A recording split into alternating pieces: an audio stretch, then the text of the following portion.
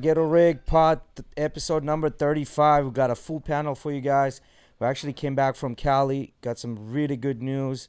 Um, and then on top of that, we have another guest that's going to be sticking around for only 5 minutes because he has to go home and sleep, but we'll get him to introduce himself as well. Just need to fucking turn off my phone because I'm being an idiot right now. Um, so, um, so yeah, we got this episode is gonna be chock full packed with news and stuff like that of upcoming things, really good things. By the way, I'm representing the colors. Even got my name in the back. Even got my name in the back. So yeah. So let's He was start. happy to show me that Let's shit. start He's like, with he's art. like, look, representing. Represent. Yeah, let's start with Art real quick, and then we'll go over to Ozzy because Art has to leave. So, hey guys, this is Arthur. What up, guys? Hey, just tell us a little bit about yourself. What do you do? Kind of how old you are and things like that, and then All I'll right. guide you My with name questions. is Arthur B. I am 30 years old. I build cryotherapy machines for Trident Cryo. I'm part of the team that built Aussie's machine at Vitality. Shout out to Vitality. Yeah, I don't know what else you guys Cool. want me to say. So, that's all cool and dandy. That's all fun. How does it feel to be part of Victory MMA Gym? It is challenging to say the least. Occasionally, you get your ass mopped, and by occasionally, that's pretty much an everyday occurrence for me. I call myself a hobbyist purple belt. I train a lot, but not as much as I want to. I do well against certain people, but then I get my homies that beat the living breaks off of me, dude. I made a few of your homies. I came Yeah, back with a bro. busted lip. Yeah, I got my tooth chipped one time for defending a rear naked, and they're just clubbing my face. I'm like, yo, do I owe you money, bro? So, just to give you a heads up, guys, Victory MMA is Jocko Wilkins's fight. Jocko Willings's fight gym. You fucked this whole shit up. So, least to say, we met couple of fighters. We met couple of pro UFC fighters. That's how important this place is, right? And everyone there is a certified killer, right? So we got to roll with some people there. It was incredible experience. And then Brian Dyer was one of the coaches, black belt coaches.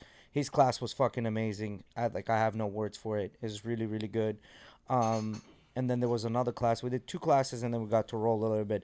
But it was an experience and a half, man. The place was full of people that were just either training to fight or are fighters or on the way to become fighters, right? Like, there was no in between. They had a whole ring, the boxing ring, the octagon, the whole thing. So, Art, how did you get into this whole thing? Just in general for martial arts. Yeah. My dad got me into martial arts with Enter the Dragon. I got kind of obsessed with learning how to defend myself from there. Started doing karate as a kid.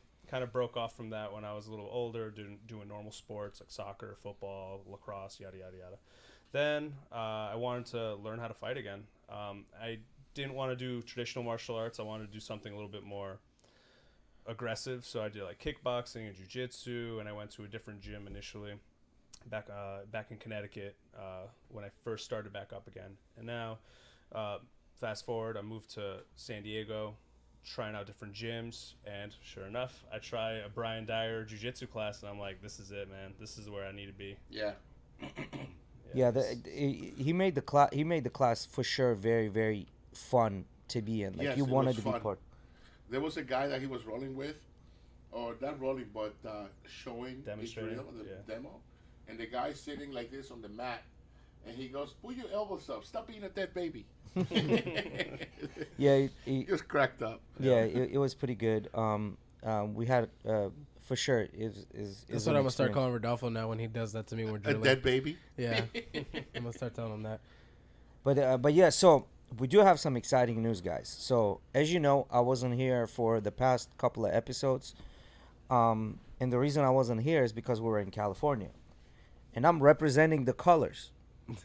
It's not even my own venture, and I'm representing the colors. Well, you part of it, homie. Hell yeah. So we went out to Cali, and we were in Newport Beach, the home The headquarters, the home city of UFC fitness gyms.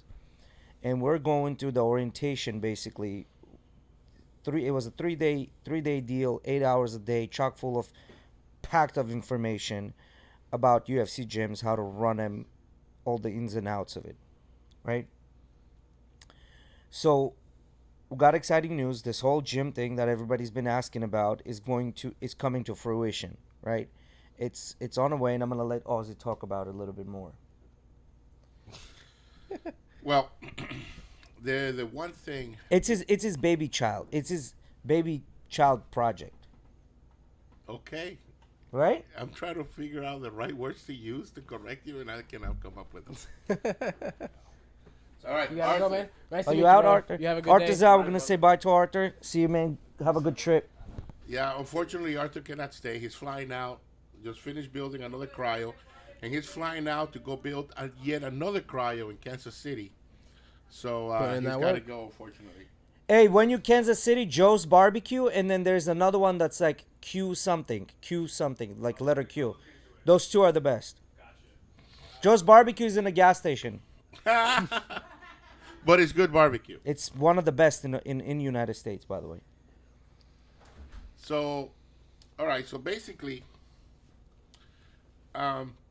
we go to the Management Institute at the UFC gym headquarters, and we took 3 days of training, full of packed information. I probably only remember about 20% of everything that was said there, but took plenty of notes. So I got homework to do.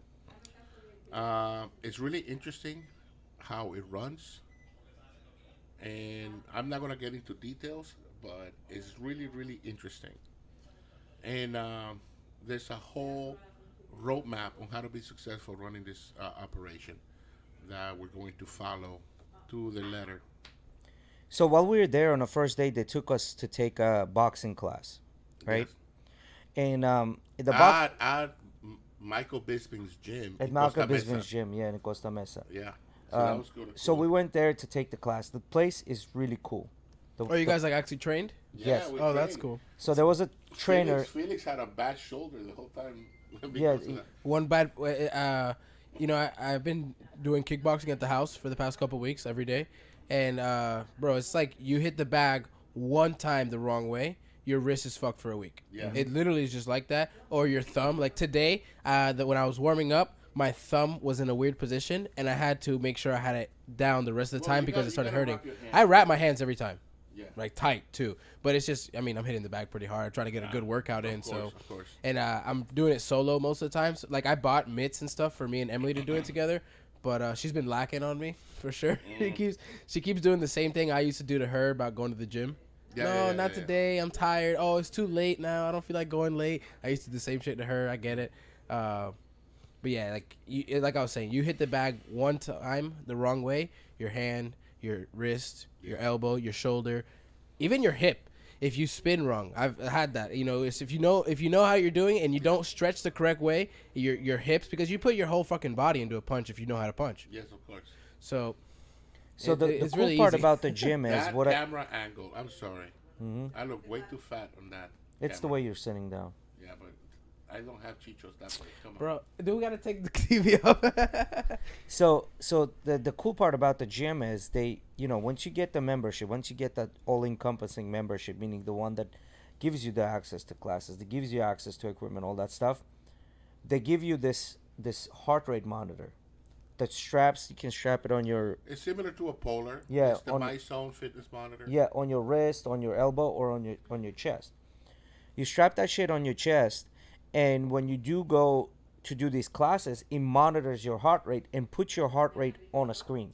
And you the ability to recover and recuperate your Yeah. your HRV, which is Apparently, it's heart rate 99.4. variability. Yeah, 99.4 or 99.7% accurate Yeah. in And tracking. it gamifies the whole class because everybody's wearing it. Gives you And just, like, and live stats. the instructor's got a mic on. The music is going. You're pounding, pam pam. He tells you cross jab hook, or jab cross hook, right? And you're doing these combinations, and the whole time you're monitoring your heart rate, and it gives you points, according to how much effort you're putting in. And by the way, Felix won. He did win, yeah. Yeah, but it gives that way you can see your name up on the screen, you can see your friend's name, and you can make it a game. Okay, let's see who wins. And then the And, cool part about this is, That's when you interesting. start I like in the that. beginning, your heart rate is gonna spike. So you're gonna feel like you're not the controller? you're gonna feel like you're not doing anything, but because your heart rate is spiking, you're gonna start winning, right? Like the points, because it goes off a high heart rate. Now the cool part about this is, if you start doing this more and more and more, your body gets used to it, your breathing gets used to it, and you start becoming better at it, right? So when you're becoming better at it, Chat's up. Sorry, your guys, if heart you guys rate said starts anything, we going didn't down. say So you have to put in even more effort, hit harder, kick harder, move faster to keep up your heart rate to accumulate these points. it. Yeah, I Right? like that though. Like he's saying, it's a game. Like I said, it gives live stats. You kind of get your progression like right then and there in front of your face. What I'm doing at this exact time. Right. Quick shout out to Arthur, Rodolfo, Felix, and my father. Thank you guys for being here. So the whole that whole thing, I liked I it a just put the lot. chat up, so I didn't get to see what they said earlier. I thought it was pretty cool, like that whole game thing. Malvaca won. Yeah, Malvaca did win. Yeah. But That's badass. it was all good. So I'm pretty excited about this gym, man. Like I've been every time I go to work out, like yesterday when I did it, I tried to figure out like how do I keep my Apple Watch on me, and I know it's supposed to go position on your wrist. Like if it goes anywhere else, like it's not necessarily as accurate, right? But I was trying to like put it up from farther than my wrist. I can't do that with the boxing gloves or the wraps, like. And I was like, damn, how the fuck do I like monitor the calories or anything like that while I'm working out? And I haven't been able to the past 2 weeks. I just So this thing will give you the opportunity to monitor. where does it go hooked up though? It's like a polar. It's a heart rate sensor. You put Here, it on. Oh, like I'll, that I'll strap grab it. thing? I'll show you. Strap. Okay, I'll show I've you. never I'll seen grab that it. before. So While you talking, guys, I'll go get it. That's the. They have like 3 levels of that. There's that one. But you have to have your phone close to you. Okay. Then there's another one that communicates with the system. No phone needed. And then there's another one that is modular. Looks like a watch. You can have a strap it on your wrist. okay, Or you that's can what it put is. it on your arm. Or clip it to the Yeah, to the strap. So you have. that would. I mean, that would probably be nice to clip it. I could definitely do that because, like I said, like when you wrap your hands, you can't have it like put anything on your Exactly, wrist is that's why annoying. You need it here. Yeah, that's You what know? I was saying. Like the past 2 weeks, I've been trying to figure out how the fuck I like thought my ankle. No, like Well, I don't know where to I put use my. a Whoop. Yeah, can you put that anywhere else on your body? Do they have Yeah, but attachments for it? basically, This is the Whoop. It's just a little sensor. Yeah. You know. Do they have the same thing? You can strap it somewhere else. Yes, you can buy sleeves and hook them up to sleeves. You can buy special shorts from them and hook them up in your shorts. Oh, that's badass. I know exactly. And then I might look into that. yeah, the Whoop I is might look awesome. into that because like I said, I've been trying to monitor or something like this because I've been trying to monitor when I'm working out, and I like the Apple Watch, but I can't put it on. Like Well, physically it's, can't it's have it the on. Data. Yeah. It gives you a lot more data than Apple Watch. The Yeah. battery lasts like 3-4 days. Nice. You wear it to bed. You never have to take it off. The battery clips right over it. Oh, okay. So you can actually wear it with the battery when it's charging. Then you take it Okay. off. You plug in the battery. You charge it again. Hey, And, so and okay, so it gives has like you- a. It gives you sleep data, heart rate variability. It gives you your recovery, where you at. So it has like a portable power bank that you use to charge it Yeah, when it's you want. got- That's it's- badass. send Yeah. it, switch That's it over badass. to me. Miggy. So now I It's have not to a take power it. band. It's a battery that clips over the top. All right, guys. So this is what it looks like, right? The strap goes over your chest. You put it right here, and this is the monitoring part, right? Like this. By this the little way, thingy. Right now, you're wasting the battery. Mm-hmm. You have to unplug it to turn it off. It's been unplugged. Okay, you just plugged it in. Yeah, I All just right, plugged it in beautiful. to demonstrate. Yeah, I it's been just, I unplugged. just thought I'd school you, give you a little knowledge. No. But So it that's gets good. unplugged like this. So they have 2 of these, right? You get this one for free when you subscribe for which most people are gonna do because they want the classes. When you subscribe for that top level of the classes, you get the shit for free. Mm-hmm. And then there's the second one that you can purchase. Basically, what happens when you get this for free, they give you, I think, like a credit for it, and then you can buy the other one They that's give gonna. you $50 from that one. And You then can the other buy one is gonna cost you like $50 to buy like the better 60 one. Exactly. Yeah, and the Nice. better one has a charger on it when you don't have to mess with the batteries in the back, Okay. and it has the charger, and it's a little more compact That one you can wear on your wrist, on your arm, wrist, and everything. Okay. And that one connects directly to your Apple Watch. So when it you're connects to your Apple Watch also. Nice. So it'll you can transfer wear the it data? in conjunction. In conjunction. But no, the thing is that the app itself, if you're not wearing that device, it will take the data from your watch. Not as accurate because they claim that they're more. But does it accurate. do it backwards as well? Like for example, in my scenario where I can't have the watch, but I'd put that on, No, it would coincide backwards. 100%. Got you. What I'm saying Cool. is, it's got memory built in, so you don't have to have a phone or anything. It will sync later. Oh, nice. I like know. that. I like yeah, that. yeah. So that's that. My understanding. It is- connects wireless directly to the antenna that's picking up the signal to display your information on the screens. Yeah. There's a lot of gyms that have this system implemented. That's cool. And I think Never it's seen that. genius. That's Yeah. really cool. Well, what's his name? The Orange Theory has theirs. Just the Orange. The problem with that is Orange Theory's device costs $300, Shit. and they're more expensive. And the only thing you're Orange Theory, doing I've is seen that. rowing. It's a gym, right? Orange Theory is like classes, bro. In the gym, they usually will have a space and they do classes. Okay. I've It's seen like that a before. studio, like a boutique type of deal. Yeah. Boutique fitness. Yeah, but they have like Gotcha. rowing, bikes, and like stand in place run type of deal. Like nothing like jiu-jitsu, nothing like kickboxing, nothing like boxing, you know. Okay. And the cool part is, all the trainers, they have to be, according to UFC, they have to be brown belts and black belts Yeah. All the trainers. No, So you're for not- jiu-jitsu. for For jiu-jitsu. jiu-jitsu. For kickboxing, has to be at the very minimum an amateur level fighter. Yeah, you have to be a. The UFC gym, they make you hire top talent. You have to get top talent to be able to be a coach at UFC gym. Because then, when you're really serious about this and you're really working on something, you can talk to the coach and be like, hey, listen, let's do a one-on-one private session. You know what I mean? And they'll do a private session with you. Or, you know, you can say, you know what, I don't want to do a private on my own. Let's do a group private session. You can do have a group privates, private you can session, do 2-3 people, you know? Yeah. I Under did that 5 before a people little are bit. group privates. Me, Rodolfo, and Kevin, like last year.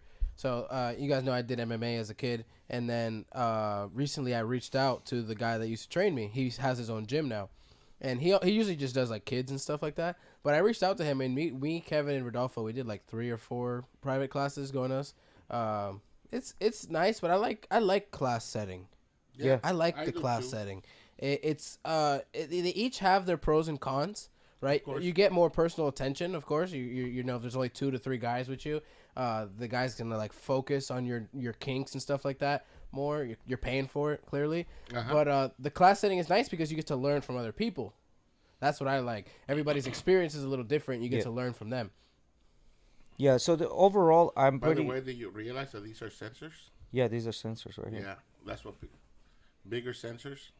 Okay. That's why they're able to do so accurate. Nice. I was wondering. I was like that. I was thinking like that little thing has to be pretty like high tech for it just to be doing it on its Yeah, own. no, That makes these are more the sense. sensors. Yeah. Yeah. So they're pretty, like they've, and I think they said you can wash this, right? Yes, They said you you can can just wash this. Nice. That one's not waterproof though. Which one? This one is not Yeah. waterproof. You got to take this Yeah, off yeah, yeah. But the to band you wash can it. wash. Yeah, the band is washable. I can't wait, man. I can't wait. I'm gonna get my subscription membership right away. Start doing my Thai boxing. Like I want. We're gonna be offering Thai, Muay Thai. We're also gonna be offering striking and kickboxing, and also jiu-jitsu. And some other things that can be implemented down the road, maybe some yoga, things of that nature. Yeah, definitely. And- I think definitely but yoga. where they really shine is in their CrossFit style class called the Daily Ultimate Training, where they teach you you are working now and training like a fighter, right? And these are, functional fitness, pushing the sled, flipping the tires, hitting the tires with a hammer, picking up plates and running up with plates up and down the stairs. Mm-hmm. They have Ultimate Daily Challenge class, which means that you're there doing like similar to what CrossFitters do, very similar to what CrossFitters do, but it's a functional fighter training, except made for everyone. they all know that you're not gonna become a professional fighter. But you can trade like one. But you can definitely train like one. And if you do want to become a professional fighter, this is a perfect stepping stone for you to start becoming a professional fighter. Exactly. Because you have everything you need. You have your wrestling, you have your jiu-jitsu, you have your kickboxing, you have your boxing. And you can individually go to a specialized trainer. Because right now, I don't know if you guys know, the way UFC is now, because the levels are getting so high, each professional fighter has a specific trainer specifically dedicated for that thing. Yeah. Which is just boxing, just kickboxing. It's I not have a just grappling coach. I striking have this, yeah. anymore. 100%. You know, it's like reminds me of like baseball. They have all the different coaches for the specific positions and stuff like Right. that. And you have to be like that because the game is different. The game is mad different in the sense you have these guys that are coming up and they're like we talked about last time. You know, the whole styles thing. For example, we look at someone like Wonder Boy. All right, give me a second. Let's do some ASMR. All right, be quiet. I don't know if it's gonna be sensitive enough. Try.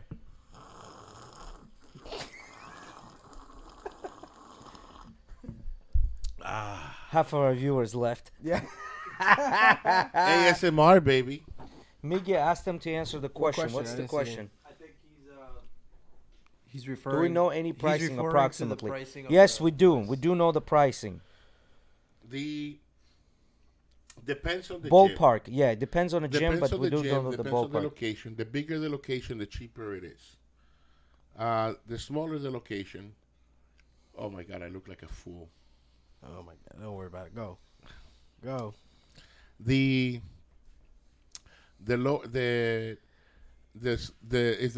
smaller the location, the higher the price. But it's essentially three levels. You have your $29 Just use just the to weights. work out.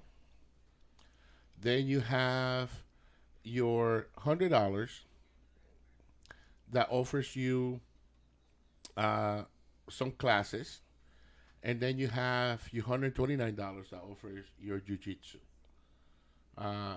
So jiu-jitsu is a little bit more expensive, but it's still cheaper than traditional jiu-jitsu gyms. When you go to a jiu-jitsu gym, you don't even get a shower. You don't get a locker room.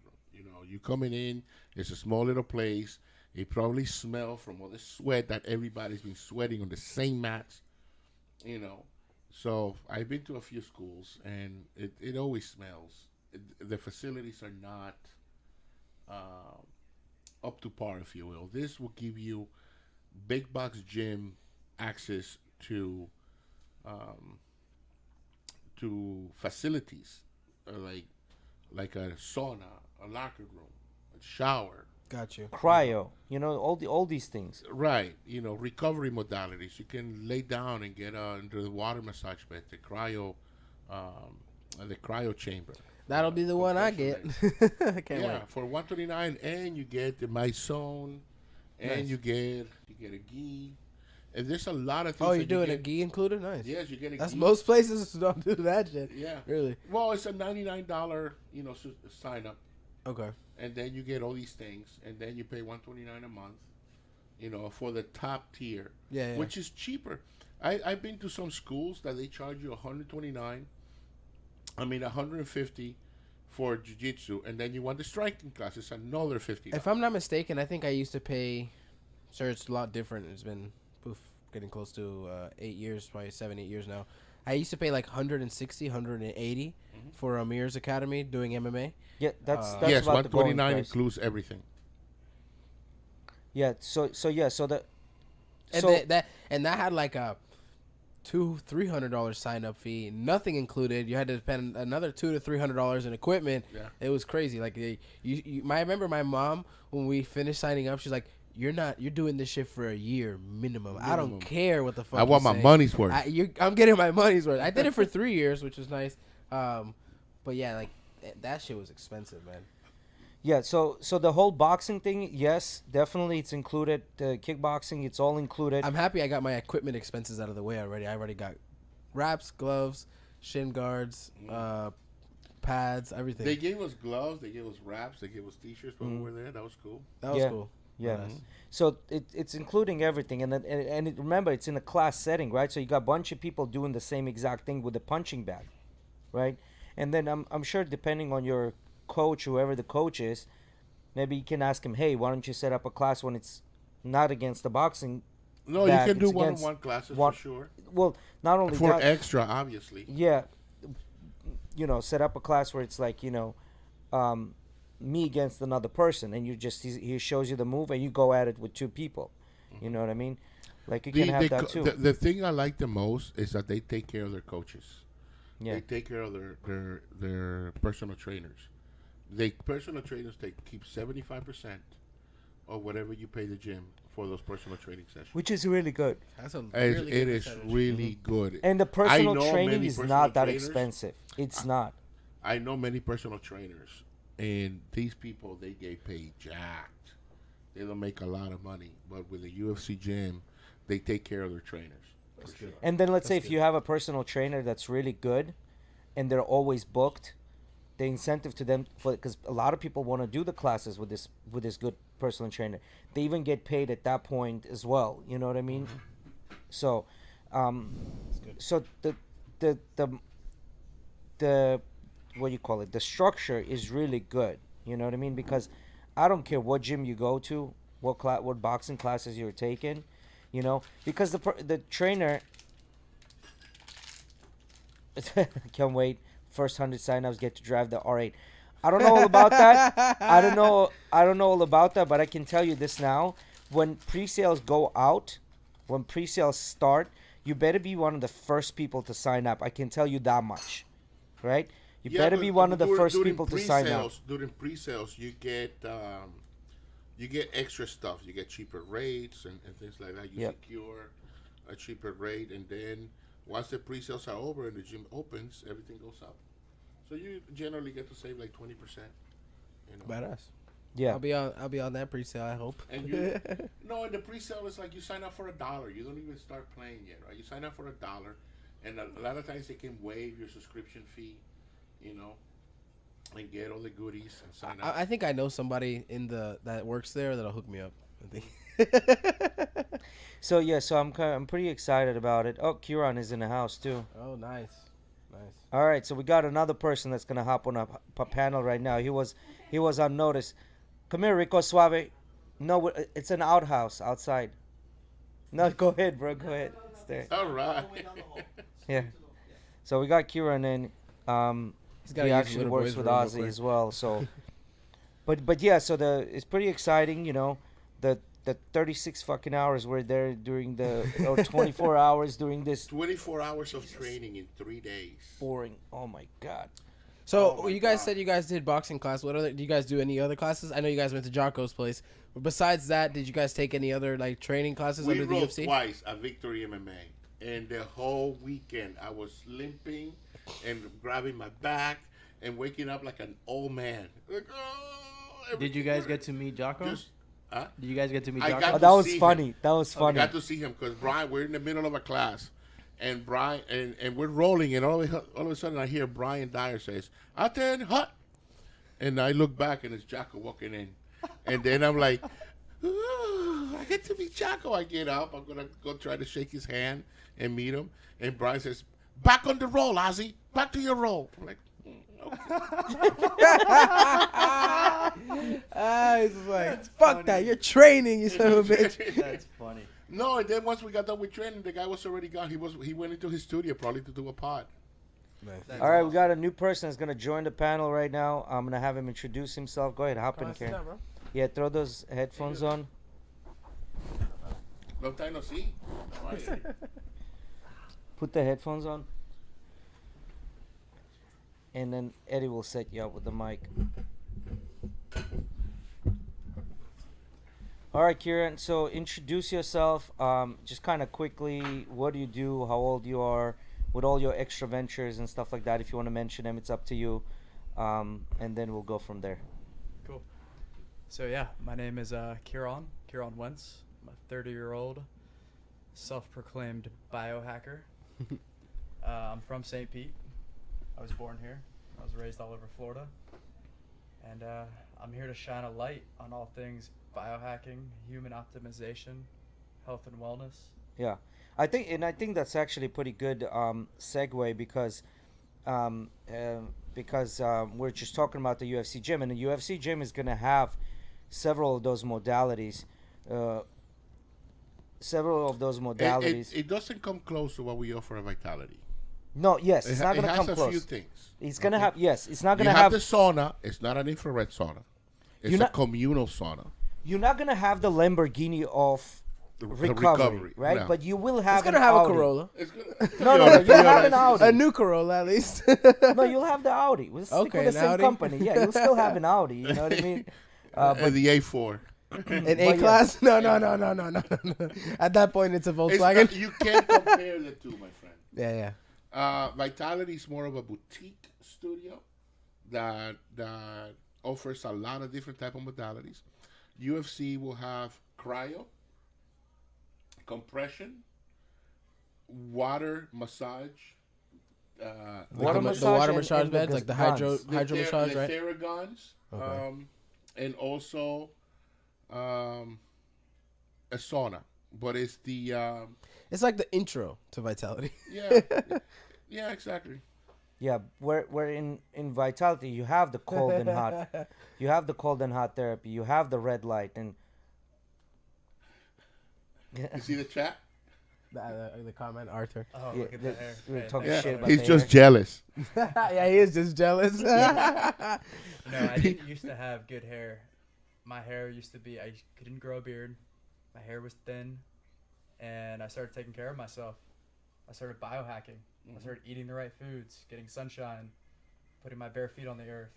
Yes. And what do you know? My hair started growing. I could grow a full beard. On the face. Arthur, start taking notes. So, please. real quick, for both you guys working at Vitality, what has been the modality that people come in for the most? Yeah, I would have to say PEMF therapy, but it's very neck and neck with our float therapy. With the flow. So I mean, I had asked Emily about that. And she I did my float today. had pointed out the.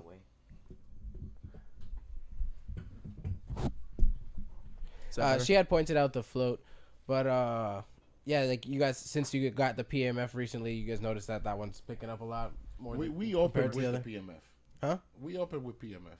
Oh, you guys had the PMF when you I had. mean, from week one. Okay. I'd rather drink whiskey too, my friend. So tell me a little bit more about the PMF. I was like, Tell I'll me keep more about the hair. PMF Like, the hair's because it's good as very is. hard. It's very hard to describe to people what PMF is. You know what I mean? Yeah. Well, A 'cause lot of people again, have never heard of it before. Yeah. And which is funny because it's been around since the 70s. I saw that post you guys did today. It was interesting. I read that. Yeah, so back in the 70s, they found that you can take, the hippies were onto something. Yeah. There's a magnetic field from the earth, and we understand now that grounding is super healthy and beneficial to the human body. But they found that you can concentrate this magnetic field, put it into the body, and it'll actually help the cells function better to heal. And of course, they didn't test it on humans right away. They started using it on racehorses. I saw that for for injured legs, right? Yep, for bone fractures, for torn rotator cuffs, for soft tissue damage within these horses' bodies. Gotcha. It repaired my MCL. It will repair soft tissue damage. Yeah. I mean, the For- day I did for it, sure. it helped my shoulder, the back of my shoulder. But you know what? It's funny you say that the hippies knew something. It's literally tree hugging. It's literally tree hugging. It's so. That's funny, and that's Ozzy, funny. We're disconnected from nature nowadays, and Mother Earth literally No, has it's all the not. tools we need to heal. Yes, of course. And now we have technology that we can branch back to nature through Yes. technology. And PEMF therapy stands for pulse electromagnetic field therapy, and this mimics the magnetic field of the Earth in a high intensity. And essentially, what it's doing is it's going into your body and bringing the voltage back into your cells. Your cells, your trillions of cells in your body, are made up of voltage. And when they lose this voltage, they clump together and they stop functioning correctly. So what this PMF does is it reintroduces voltage back into the cells. They unclump. They start duplicating again. And all of the functions your body uses for healing, it starts with the cells. And I remember I was intaking oxygen while doing it, right? So that's like part of what it does, right? Is help to get oxygen back into these cells Right. again, right? So if your cells aren't working correctly, they're not going to take in oxygen. Yeah. They're not going to take in water. They're not going to take in the heat, the cold, the right way. So when you do this PEMF therapy, it's priming your cells to receive the oxygen more. Yeah. To receive the benefits of the sauna, the benefits of the red light, the benefits of the cold tub, just from doing the PEMF therapy first. Got you. Yeah, I think of PMF as foundation, as foundational therapy. So by doing PMF before any of the other modalities, you think you get more out of them? Yes. 100%. That is Pulse PEMF, the company whose product we have in our store. They religiously talk about how this modality is the foundation of everything else. When you stack PEMF with an infrared sauna, it helps you produce heat shock proteins easier. Okay. That's the whole point of a sauna. When you get into a cold tub, you produce cold shock proteins. Doing PEMF prior helps you produce cold shock proteins easier. Copy. So Arthur said we're getting static on. Hey guys, give us a thumbs up in the chat if you're still hearing static or not. That was see how you that goes. moving your mic around, man. I hear it a little bit now. But Well, they'll tell us if there's still static. But now with PMF, because I've gone on a PMF bed, right? Like when I lay down on a PMF bed, it seems like it should be. I know what it is. It seems like it should be doing a massage or something like that, but it's really not. So it actually targets the area that needs it, right? So check this out, Jay. When your body gets damaged, those cells in that damaged area of your body lose their voltage. Sorry. Sure. Yeah, I got him. Oh, you already did? Yeah, that's his. Yeah. Thank you. So if you have an internal injury, those cells in that internal injury are not going to move around correctly. And when that PEMF machine targets your body, it knows where the cells are lacking voltage. That's why you feel it in your troubled parts of your body. Ozzy and I both have herniated discs in our spine. It's the only thing that ticks that part of my body and wakes it up and allows that blood flow and that oxygen to get in there and heal it again. The only thing. Yeah. I was the whole trip, the whole time I was in California, I rolled the first day I got there. And throughout the whole week, I was in pain. And then we went to the boxing class. Then we went to another roll with monsters, with fighters. Yeah, we did. And we did. Sunday we took it as a recovery day, but it's not the same. The first thing I did when I got to Vitality today is got myself an IV, put some glutathione in there, doubled up on my magnesium, and I did some PMF, and then I floated, and I feel so relaxed, ready for a good night's sleep. And tomorrow I will wake up brand new again, just with those things that I did today. Emily was telling me she did the float tank for the first time the other day, and she really liked it. That she was relaxed, like so if you chilled want to out for the whole go, rest of the day. if you want to go back into your mother's womb, Yeah. seriously, and recalibrate your nervous system, and go within and heal yourself from the inside out, the float tank's the place to do that. Yeah. It really is. So, I know you've had some experience with microdosing, right? Now, how does that thing work? What is it all about? Because a lot of people are talking about it. Mushroom. So the reason I ask this is because every year in Switzerland they'll have what's called a supplement show, right? And that happens in Switzerland. That's basically where majority of producers will go to purchase their supplements to make their supplements, right? Like that's how it all starts. And for the last year it was the mushrooms, right? So talk a little bit more about that. Yeah, so there's a reason why the whole rest of the world is talking about microdosing right now. There's a reason why California, Colorado, these places out west have decriminalized this to finally open up studies. And the studies are coming back already, and they're showing that it's increasing neuroplasticity and neurogenesis, which is when the brain starts reconnecting new parts and communicating with itself in different ways that you can't do without the mushrooms.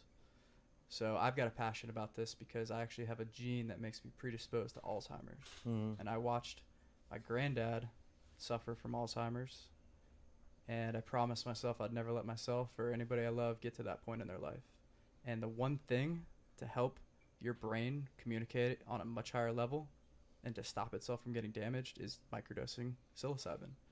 And again, the hippies were onto something. Yeah. This psilocybin, combine that with lion's mane. with Paul Stamets, he found that Stamets stack. You take lion's mane and niacin and combine it with, we're talking 1/20th of a gram of mushrooms, 0.2 to 0.25. A medicinal dose. Yes, not a micro enough to dose. take you on a trip. I'm reading this book right now, and it talks about the museum dose. A museum dose is something, it's a gram, 0.5 to a gram, and that's something you would take to go out in nature, go to the museum, go to the movies. You can function. You're not going to, like, nobody's going to look at you and be like, oh, that dude's jacked up over there. You can still be okay. Yeah. Museum dose. Yeah, it's called a museum dose. That's actually the technical term. That's funny. What I'm talking about, though, is a micro dose. This is something that doesn't cause any psychedelic effect, but it causes a sensory experience. It increases all your senses. You'll smell things differently. You'll hear your things brain differently. reconnecting, making new connections. Yes. Your right brain and your left brain don't talk to each other like they should. And this psilocybin allows your brain to literally connect itself and talk in ways that aren't possible without it. I've heard that it's actually you can purchase the spores because it's like for study, right? Like that's like the reason they've made it like legal to purchase the spores. It's the cultivation of the actual mushrooms, right? That's illegal, right? Mycology. Yeah. So just mycological study. I found that interesting because then I looked into it a little bit more, and it's really not that difficult to cultivate the spores once you get them. So I found that weird that they're just kind of like, here's the seed, but then you can't do what's so easy to do. What we know you're gonna do. They don't want you selling them. Yeah, that's the whole thing. Yeah. Well, I think if everybody started taking mushrooms and waking up in that way, it'd be very bad for the systems that are in control. And I don't want to get into all that, but Yeah, you know what I'm saying. big pharma, man. Oh yeah, this Big would, pharma's gonna push and depression, push and push. anxiety, all these veterans suffering from brain injuries, like this one chemical of psilocybin is so beneficial that it would disrupt big Yes. pharma, 100%. But not just as preventative, but also to treat people with ADHD, and also I think mushrooms will have a. I mean, who am I to say? But from my view and opinion, humble opinion, I think mushrooms will have a larger impact on pharma than weed could have ever had. take a few grams and talk to any. If you take a few grams, you will start talking to inanimate objects, and you'll probably start talking back. But yeah, there's a difference between using this stuff and as a abusing it. medicine or to use it to get high and have a psychedelic experience. I think there's a time and place for everything. Yeah. And I think and Dr. Andrew Huberman talks about taking a heroic dose of mushrooms and taking that journey.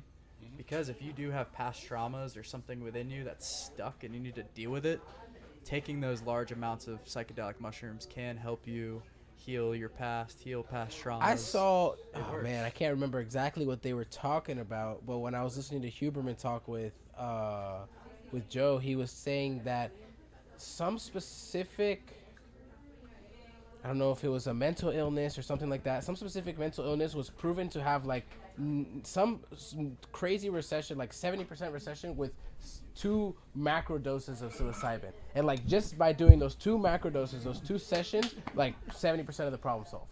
Just by those 2 macro sessions. I believe it. Which is crazy. Yeah. Felix. If any of you listening don't know who Andrew Huberman is, I highly, highly recommend you look into Andrew Huberman. What's up, boys? Where are you going, Jay? You taking a break? So, we're talking about we got Felix in the house. Let's get it. What's up, man? I'm here, man. I heard you. You should've told me you wearing your VA sweater. I would have worn the same. I heard you put in the most effort in the class. You beat all these guys when it comes to effort wise, and you know that on that particular situation, there was a big key learning. As far as like the it was a very competitive, engaging activity. Like every people that were there, everybody was actually, paying attention to the stupid screen, like watching the Yeah. and nobody wanted to be left behind. So that actually motivated you to like keep on, pushing further and further and Yeah. further. And I No want one to be the last one in line. You Well, did it. I was pushing, man, but I didn't come close. It came out to like one point that on the screen, I mean, my it was a little bit frightening for me, to be honest, because it came to a point that on the screen I saw my level at 100%, and I was like, "Oh, what the fuck? I'm having a heart attack here." Bro, just unscrew it and bring it over here. Unscrew it and bring it over here and hold it in your hand like a man. And bring it over here. You want to steal Miggy's microphone? He barely talks. Is it on? All right, guys. So quick one thing before we continue. Please hit that like button, please. And I want to congratulate. Well, actually, I'm super psyched. Not congratulate. I'm super excited. Alex, by the way, is going to be the new moderator for the chat. So, and he's been instructed. So anytime, because we've had some people that jumped in a chat and being inappropriate, and we needed somebody that's going to be very level-minded. I'm sorry, and by the way. Very fair. That's going to moderate this thing and do it. And he's been instructed. Well, we didn't really have to instruct him because he kind of has his head on his shoulders, right? Yeah. So I didn't once really you tell him step out of anything. I just told him pocket- you're a moderator now. You know Yeah, what to do. yeah. That's literally what I told him. Yeah, so now when you step out of the pocket, we're going to kick you out of the chat forever, ban you. I don't care how many subscribers we got. I don't care how many likes we got. You're out. So, like, it's going to be, because I'm in a professional production here, right? Semi. I thought it was GhettoRig. Listen, hey, don't knock it till you try it, okay? So yeah, so you're going to be kicked out. So, again, shout out to Alex there. That's basically So what's back to gonna happen the Yes, shroom coffee. psilocybin. Hell yeah. So I we have a family doctor that comes around all the time, right? He's like my father's best friend at this point, Dr. Santos. I don't know if you've met him. I think he's gone to Vitality. Has Gregorio gone? He's been by there. Anyways, I asked him one day, because I had when microdosing started becoming popular online, I saw it coming up, and I asked him, "What do you think?" And his response was, he agrees with all the positives. He gets it. He understands that it's very beneficial in a lot of circumstances. But what he was saying was that microdosing for long term, your tolerance is just gonna eventually go up and up and up and up. And then I asked him, okay, what if you did like 3 months off, 3 months on, 3 months off, 3 months on? He's like, well, those 3 months off are gonna suck. That's basically what like the terms he put it in, like because. Yeah, and That's for sure. He's just his medical standpoint. There's a reason why the people who have been doing this for years, like Paul Stamets, when they teach you the protocols, there's a reason they say do 5 days on, 3 days off, and then you do that for a month, and then you take a month off, 2 months off. Okay. You should only use the mushrooms when you actually need to put an intention behind it and use it for a true purpose. Again, Gotcha. this isn't to get high or to have a psychedelic experience. Like this is a biohack. This is medicine. This is healing your body, and they should be treated and respected as so. Yes, of course. If anything, but too much like is going to be any bad. medicine, doctors will prescribe you amphetamines and what's that? The pandemic, the Xanax and fentanyl and all that. all that crap. They'll Or prescribe you antibiotics. stuff, and exactly. And if you abuse it, if you continue to take it for a long time, you will be addicted. And you stop, and it will suck. It's like kicking heroin. Well, yeah, as we sit here right now, we're in the middle of an opioid epidemic. Opioid, that's the word that I was looking for. Yeah, and now fentanyl is flooding the streets. And I heard killing a- people. I heard killing a story the other millions of day people. of this college girl who wanted to just get a good night's sleep to avoid her anxiety before exam, and she took a quarter of the pill and overdosed on fentanyl. That's not very nice. Gosh. Yeah, I forgot what I was gonna say about the psilocybin. Mushrooms come from Mother Nature. You don't have to do anything to them. You just grow them, give them some love, give them some water, give them some oxygen, and they're this beautiful right. thing. Question on mushrooms. So The Last of Us. a lot of people are not aware of the difference between like when something you can actually become physically addicted versus just like a small dependency. Like for example, like THC is not going to cause the same like attributes as meth. You know, it's not physically addictive. You might get headaches and you're gonna crave, but you're not gonna have nausea. You're not gonna have all these crazy effects. Is mushrooms also one of those that you don't become physically addicted, or you can? Scientifically, you can't become addicted to psilocybin because it's not capping any receptors in your brain long term and making your brain dependent on that. So it's going to crave you to keep doing it. Like you're still going to have the craving or anything like that. Cocaine or like those things. Yeah, yes. It's not the cause a neurochemical reaction that your body adjusts to very quickly and says, we need this to survive, essentially. Gotcha.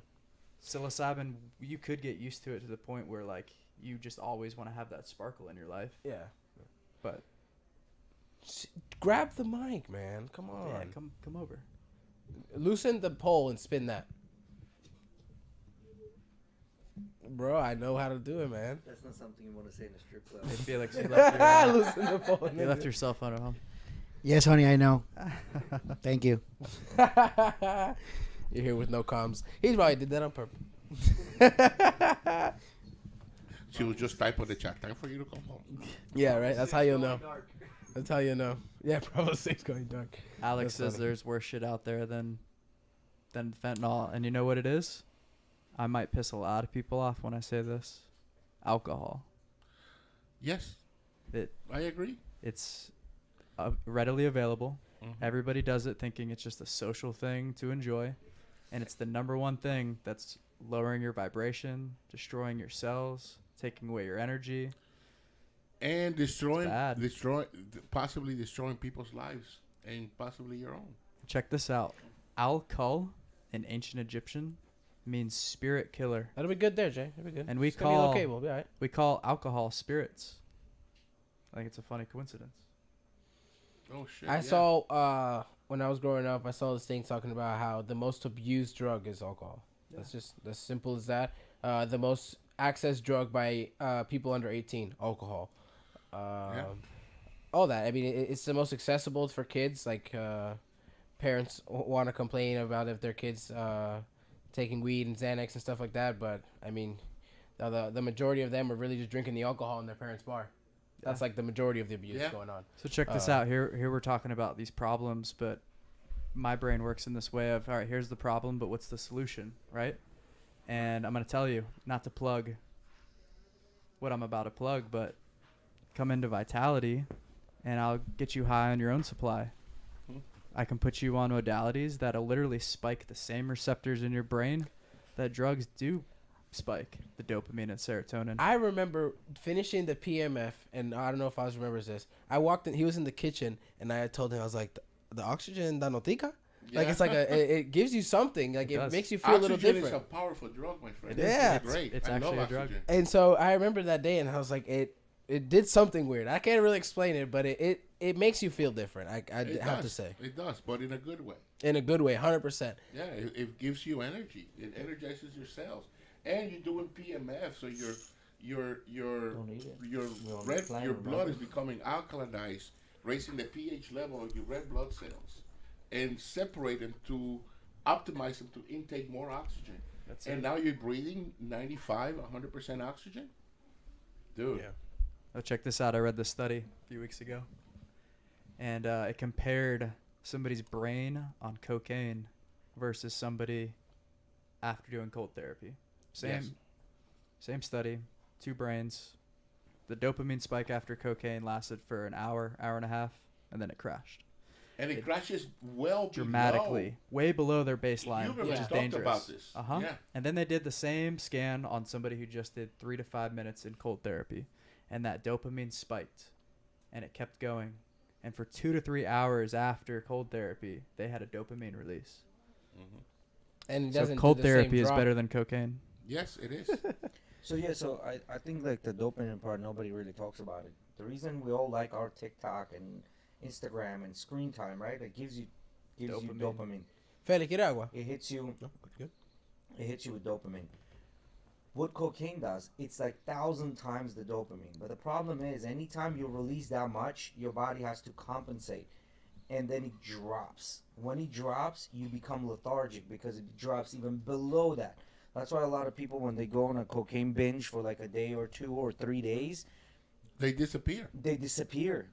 They disappear because they're curled in a corner, feeling like shit, feeling, that they're ready to self-delete. You know what I mean? Like, it's terrible.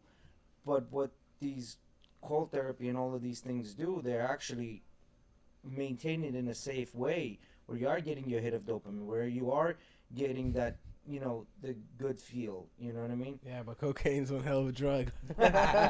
It is. It is a hell of a drug. There's a reason why it's a hell of a drug, because it spikes your dopamine beyond the fucking levels of normal. Yeah. You know what I mean?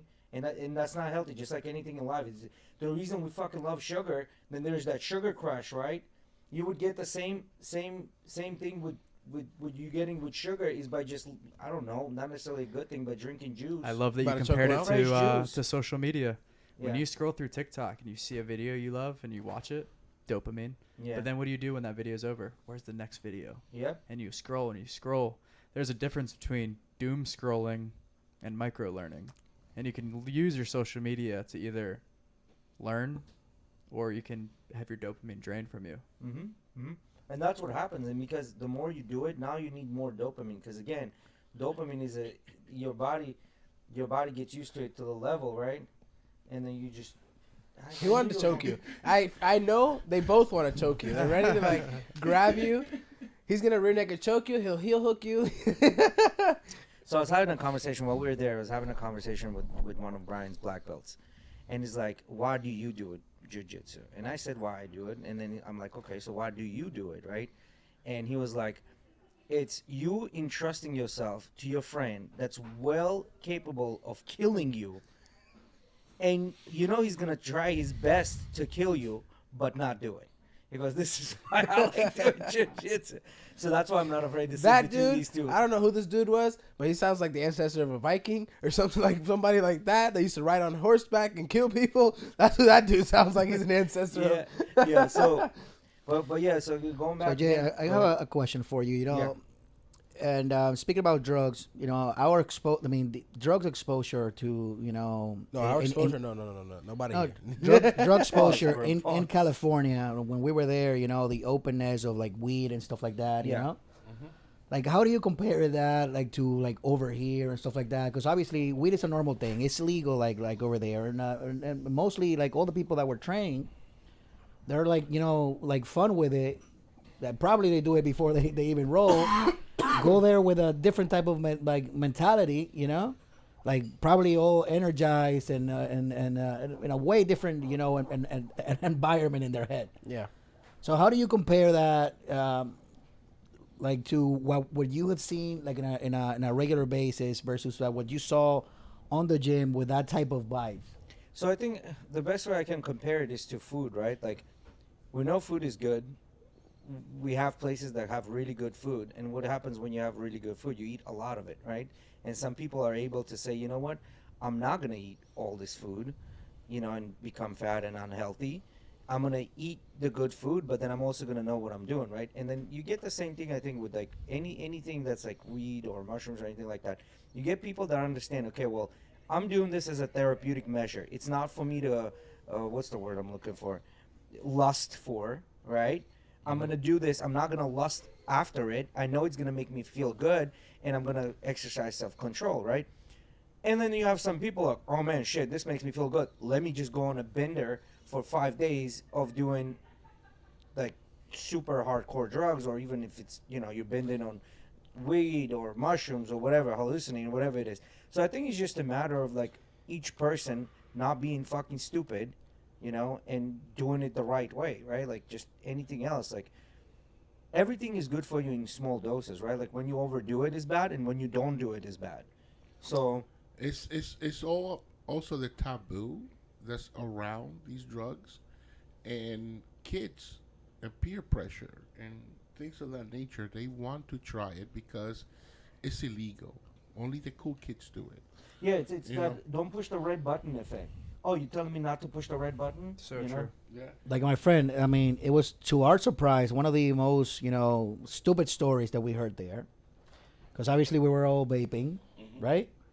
It's the fact that vaping is illegal in California. This Yes. is illegal. Vaping You know? is illegal in California. And menthol cigarettes are illegal in California. Yeah. Because Well, that's you can walk usually in that's like usually a the pot entry and smoke point. outside. That's usually the entry point for like the younger generation, not to say kids, right? The younger generation into hop into tabachism, right?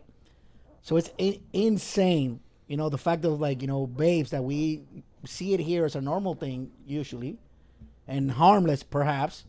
Not Like, really. No, I mean, not harmless at all. yeah, that, I mean, but Let's You take know over what I'm saying, 50 like- petrochemicals that are produced in China, put them in plastic, light them on fire electronically, and inhale that deep into our lungs. so I quit. I like the clip. It might be good, it might be bad, but of I'm gonna Tate go talking with it's about- bad. so we You were think all these chemicals that are only cost $1 to make and taste like watermelon ice are good for you? Oh, you're So- talking about Andrew air. Tate? Breathe Yeah, yeah. So I mean, listen, hey, breathe but air. we you can were say what you want about Andrew Tate, but he was spitting facts talking about. so we those get to vapes. hear like we 100%. got there, and we obviously the first question is gonna be comparing California to Florida. Like, oh yeah, I love it because of this, I hate it because of that. That's Can your I- baseline. Can I say something about California? One thing that I Go did ahead, not Jay, like vent it, about vent it. California, bro. We went to some good restaurants and we went to some okay restaurants, and I don't think we went to bad ones. We went to okay ones and we went to good ones. In a good restaurants that were fucking expensive, arm and a fucking leg, just to get a table to eat food. Food was great. Don't get me wrong, food was great. Well seasoned, everything is fine. Some of the okay restaurants, bro, they don't season their food. There's not even salt in there. Yeah. Like, the next morning, I had to go get some sandwiches, some soup, because it was cold. Boys were cold in the home. They're like, I was like, all right, I'm awake. Let me go get it. So I went and got the sandwiches. And Cold soup. and hungover. Yeah, I went and got the That too, sandwiches that and too. the soup. Bro, this thing did not have any seasoning in it, man. I was eating an avocado sandwich, which is usually pretty good.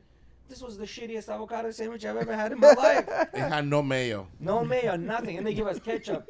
Ketchup was the seasoning, bro. Like, add ketchup to your sandwich to make it seasoned. I was like, bro, salt, pepper. I mean, That's y'all funny. don't have this?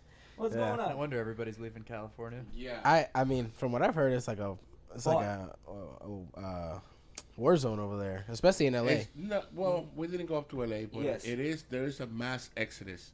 But it has to do with the politics. It has to do, it's mainly politics and taxes and homelessness.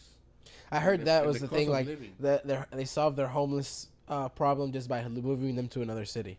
Yes, that's what they told us. Because I went to San Diego 3 years ago, and I used to live there 27 years ago, and I came back 3 years ago, and the amount of homelessness in the streets and the tent cities and everywhere was just disgusting. It was just too much. And then we come back, and I'm like, holy cow, you guys cleaned up. It's like, yeah, they moved all the homeless to El Cajon. I'm like, that's right up the street. Yeah. Just took them from here, put them there. So But I'll tell you one thing. The entire time we're walking around, and I think it was on day 4 or 5, I turned around to the boys, and we're driving. I was like, boys, I have a question for you. Did you see a single fat person yet? And they're like, wait a minute. No. no. There's, I don't know what it is. It just kind of. We saw a few at the club. We saw a few at the club. At the club, yes. But that was a concentration of, a bunch of people coming to listen. Thousands of Yeah. people. Yeah, listening to this famous DJ. I But don't forever, forget his name, forever ingrained in my head will be the dude that was walking along with a spandex T-shirt Yes. that came down to the very top of his nipples in a cross, so the entire chest area was exposed and all that chest hair hanging out like this. And he was just walking by, minding his own business, and I was like, So that's what you decided to remember from California? that got ingrained. That's what he decided to Ingrained. look It's for. like Next time he's it's in like there, a where do I get this negative. It shirt? got ingrained in my head. It's there. Are you sure? Yes, You sure it wasn't a positive? I can describe that dude to you right You sure you weren't in LA when you saw this? So the whole thing about it was a different experience. Would I want to live there? Perhaps only because of the weather, because the weather was nice. Because it would Weather's go up, amazing. even though it's by the water, it would go up to 80s, but it was not hot. Like, it wasn't humid. It's got to be the elevation. Pacific Ocean air Yeah, in Pacific, yeah.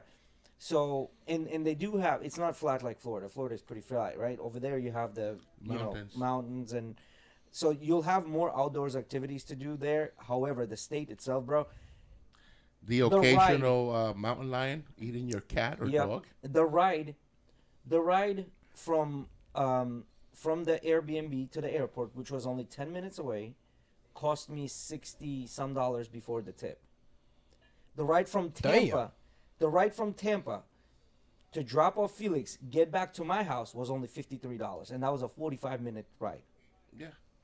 The cost of living is a lot higher. When I looked at the receipt, the price for the ride was the same. It's the extra shit that they tagged on top of it. The taxes, the this, the that, the third.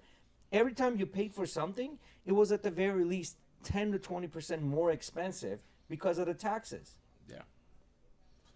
I feel poor. Yeah. And I make decent money. It's like, what the fuck? Yeah. Oh, shit. Yeah. Every time we sat down for food, it was a couple $100. Every time. Every time. Oh, everywhere's expensive? Everywhere. It didn't matter. I mean, we didn't go to the most expensive restaurants, but we didn't go to the cheapest ones either. We picked, like, average restaurants that are pretty good. The same thing if you go downtown St. Pete and you sit down and you have a meal. For you, it'll be what? $30, $40? Yeah, max. You sit down, you have a meal. Maybe if I have a beer, 50. Yeah. Like max, yeah. Well, that's including the tip. Yeah. Yeah. No, Yeah. we were spending several hundred every time we sat down. Shit. Yeah. That's expensive. It was dope. crazy. And to my in my head is one thing that's coming to my head is like, all right, so if you're a single guy or you're supposed to take a girl out, how much is that shit gonna cost you? Bitch, we're not going out. Yeah. There was a couple of you're getting the Stouffer's heat up in a microwave. that and a couple of McAllens get into the way as well. Yeah. Yeah. The Did you McAllens guys see that? Nate Yeah. Diaz choked out the that Logan Paul lookalike in Kansas. I I think mean- it was Kansas City. I mean, if you ask me, that the Nate Diaz is doing a phenomenal job, getting the attention. He's gonna be fighting like Logan Paul, so He's got I don't know. He's got an arrest warrant out right now. No, he's been the center of attention and all this crap. I think this is all like a setup, You think so? Of course. This is just main publicity, It looked like Free a pretty big publicity. fight. Huh? It looked like a pretty big fight on the street. You saw the video? Yeah, I saw the video, but I think it was. I mean, nobody gives out their neck that easy, So that was like. I mean, No, well, from what I saw, the guy didn't was going see- like this to him. He had his hands up, and then the camera kind of shifts. Next thing you know, he's got his neck. yeah, he's already got him in the Yeah. top guillotine. So, but Nate Diaz is also known for doing shit like that. Like he'd be The walking Diaz around. brothers are known for they'll doing see shit like somebody that. pretty jacked, and they'll be like, "What the fuck do you want, bro?" You seen the video where he's walking out of the UFC arena? They're escorting him, and I guess he got into some problem with somebody. And as he's just walking by another guy, he like flinches at him, and the dude throws his food up in the air, and a whole other problem breaks out. Those guys are crazy. Yeah, that's the question. Who's an idiot for squaring up for Nate Diaz? I wouldn't even stand like this in front of that guy. What do you do with that guy? You run. So you guys will know You this. fucking Has run. Nate Diaz ever been knocked out in a fight? Professional fight? Not no. TKO. KO. No, I don't think he's so. been put Has, to has sleep. he? He's got paper skin. He gets a lot of cuts, but he Yeah, doesn't but get that's knocked from out. being He's beat a so savage. much. He just keeps coming. Yeah. Every To single answer fight. the question, who would mess with Nate Diaz? Alcohol. Yeah, another reason why you should stop drinking. Touche. Yeah, so Diaz, he did come from street fights. Yeah, that's true, Alex. And then the whole thing with him was, I don't think this guy was squaring up to him. I think he was just in his flow. But who you know stays what I in mean? front? That's the thing. Like, run, bro, run. You got a professional fighter in front of you. Run. Did he know? Did he know it was Nate Diaz? 100%. This is a famous guy. This guy is the I mean, not famous, I know but he's him, the but I don't lookalike think- of Logan Okay, Paul. So he's for got a little bit of instance, clout. When we were at Victory MMA, we met Dominic Cruz. We did. Dominic Cruz, very famous guy. Now I didn't know him because of his fighting, but I know him because of his commentary in Yeah. the UFC. We were right there in front of him. I said hello. He was introduced to me as Dominic Cruz, and I still did not know who this guy was. And then I would have been there fangirling.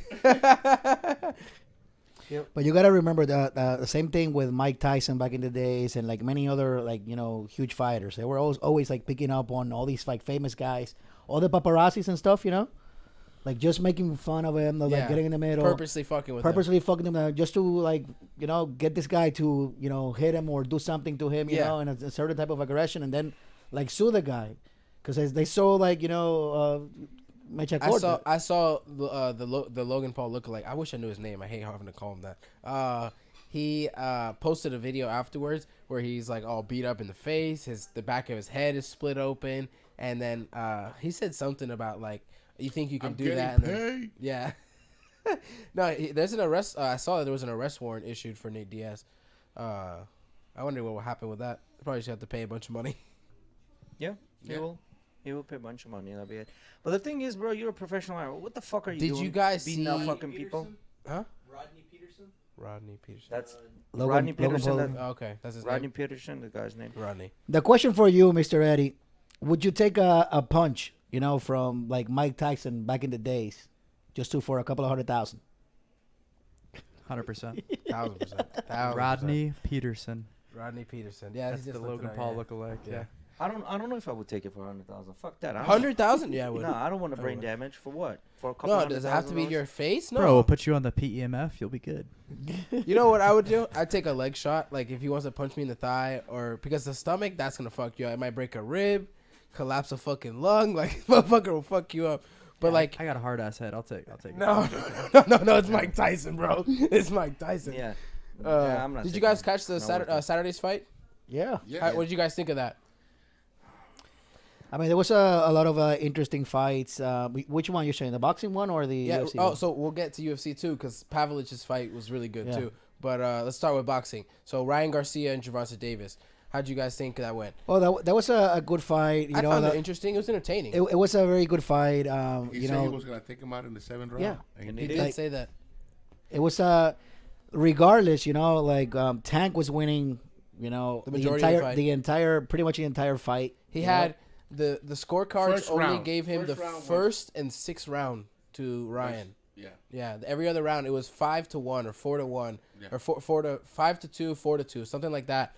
Yeah, like he was winning the majority of the fight. Ryan had some good exchanges. I saw the finish. I was watching it live. The finish was a little weird for me. It was like delay action. It- Right? I- But it was a body shot. Dude, but don't take anything away from those liver shots. No. That's not what I'm taking stuff away from. Yeah. My thing was, I'm saying if you watch the replay, I'm saying like the millisecond that the 10 count is done and the ref stands up, Ryan shoots up, no problem. I believe No. I This believe he is the didn't thing. want to No, fight this anymore. is- I saw the fight too, brother. And when they were doing the replay, the first time when I saw it in quick motion, it's like, that's nothing. No, he hit him hard, bro. No, when but when the we thing were is- when we were watching the fight, you know, there was like nine of us watching the fight. Nobody knew what happened. I was like, bro, it was Yeah, a we body didn't punch. It see was it. like, You didn't what the see hell? it. What We didn't happened? see No, it. nobody saw it. Yeah. It was so quick, but you got to understand that, you know, Tank was like a foot shorter. He is about 4 inches shorter than Ryan. Yeah. You know, so it was easier for him. I was like, you know, like it was just body punch, boom, boom, boom. You know. You were saying? In the replay, in the slow motion, you see the hit him right in the liver, Mm-hmm. Right here. and you see the vibrations in his body of the punch Yeah. flow through his back. He saw he can continue. He took a knee on purpose. He said, I can continue with this. He rocked him, man. He rocked him. And you know what? After the 10, he got up, but he's still hurt. Yeah. No, You know you're what? right. That's You why. can, you can have a Bruce. That man, at the very least, has a cracked rib. Yeah, That's what I think. so I agree. I don't take anything away from the punch at all. At all. Nasty fucking punch. That shit was let go like a piston. But what I'm saying is I believe it was he didn't want to fight anymore. He didn't. That's my Who thing. won? He could have A got broken up. rib? I think he could have stood up, but he didn't want to anymore. He didn't want to. Yeah. He gave up. He threw in the towel. When I first saw the original replay that it was in full speed, I was like, "Oh, that looks a little weird. But then I watched it. Right, you saw that punch land so nicely on the liver, He and was backing up. He was backing up. and then you he's see like, his cringe. Yeah, and he's, I can't. yeah. And You he see took- him. he took You a see him knee. back up, and he goes, "Ugh," and he leans and he He knees took a down. knee. And that's when I was like, yeah, I that can't- shot I'm hurt done. him. I can't do this. But the Dude, whole he 10 got count hurt. thing, I believe he could have got up, but he didn't want to. Kieran, probably a The question motion for you. we can get back to Love the this so- question. Can I take this? Yeah, Yeah, go ahead, go ahead. Yeah, so there is a theory. Stoned that ape said, theory. Yeah, the stoned ape theory that ancient humans just stumbled across some mushrooms and out of their curiosity they popped them in their mouth and ate them. and it expanded their consciousness to the point where they started connecting the dots and realizing, friction creates fire. We have raw meat. We could cook that meat. Now we can digest it easier. Now our brains can get bigger. And now here we are evolving as human beings. And it points back to it seems psychedelics. The theory seems to say like it opened their mind to more trial and error, and it sophisticated that trial and error more. I 100%. think They I started think questioning things. I think what essentially did, yes, the sense of self that came with more neural connections, because that's essentially what it did. It started creating new pathways, and new and building and creating more neurons, yet giving you a potential to think, the higher brain. I love this theory. I mean, even Steve Jobs thought of the concept of the whole iPhone from microdosing LSD. So what's to say ancient humans weren't using psychedelics to expand our consciousness and further the evolution of mankind? It makes total sense. I know. I know there's a theory on how Vikings used to take psychedelics before going into battle. Yeah. And then I heard Fighters. We're talking about fighting. Fighters love to take microdoses of mushrooms, and I can't remember his name, but there's a group of fighters that believe they can feel your intuition and know what you're going to do next because their senses are heightened. I know. I heard the whole Viking thing because I was listening to Joe's podcast. I don't remember the guy's name. It was a football player. I don't know if he played in the NFL anymore, but he used to. And he was saying, he's a descent. He figured out he's actually descent. Like his family comes from that part of the world of where Vikings used to be and stuff. I know the podcast. And he actually takes mushrooms. He was talking about how he used to take mushrooms for games. And it wasn't like microdosing. Like he used to get smacked before getting onto the field. Yeah. And so, and he said it used to just make him go into like this kill mode. It was weird. Like, especially for like a... Not kill mode, but... a very primal state of said mind. That exactly. Yes, he said that even his teammates, he's like, I'll tackle you. Like he was ready to go at anybody. Yeah. We could go back into fighting. You asked about the UFC. So Sergey Pavlich and before you go there, what's up? God bless the person that was like, let me try this one. Oh, this is good. Yeah. For anybody And everyone out there, else was like, don't touch that. for anybody listening or people that are going to watch this and you've never taken psychedelics, you've all experienced something psychedelic at one point in time through your dreams.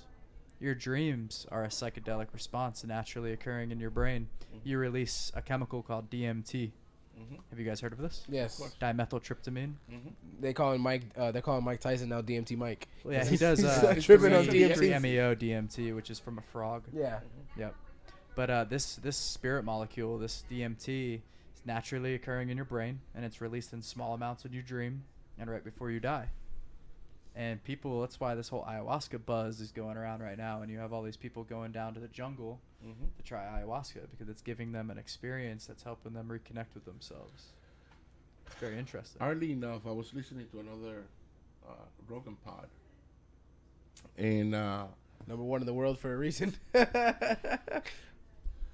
anyways, they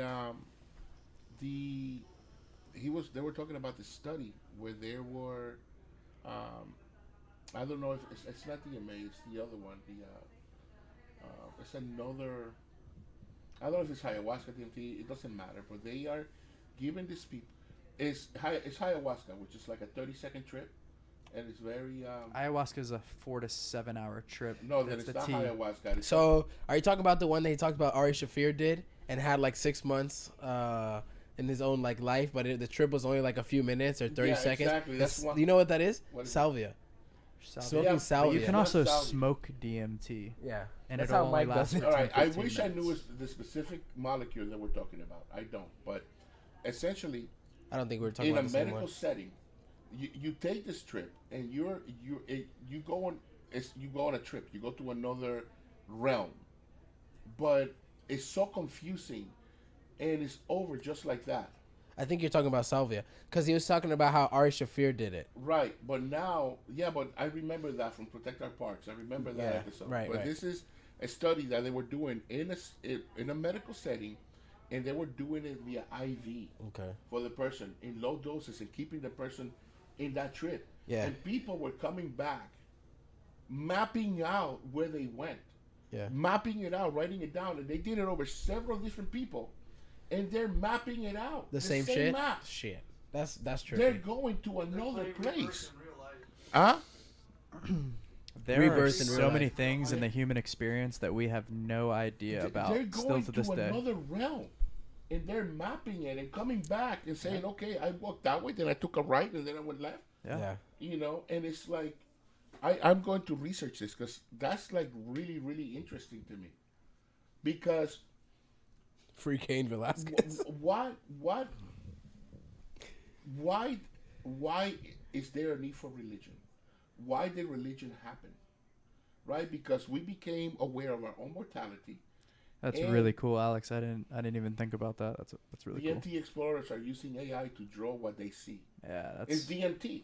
that's cool. But using AI to help map out your trip, because DMT experiences are so intense Right. that you come back from it and it's hard to conceptualize what just happened. But if you could have an AI there to copy your conscious experience into the database, Right. Yeah, you could Now you just can kind of speak it into existence, and the AI can. yeah, then you can Actually draw relive it it and and- study it and actually integrate it. So, I lost my train of thought. But The crazy drug. yes, of course. But because we are faced with our own mortality, now there's a need for looking for a higher level of existence. Yeah, there's the fill of that void. To fill that void, to give your soul a little bit of ease, knowing that there's something else after death. But what if there actually is? Right? What if what you're living inside this vessel, and when you die, your soul or your self is released and go be part of this other realm? So I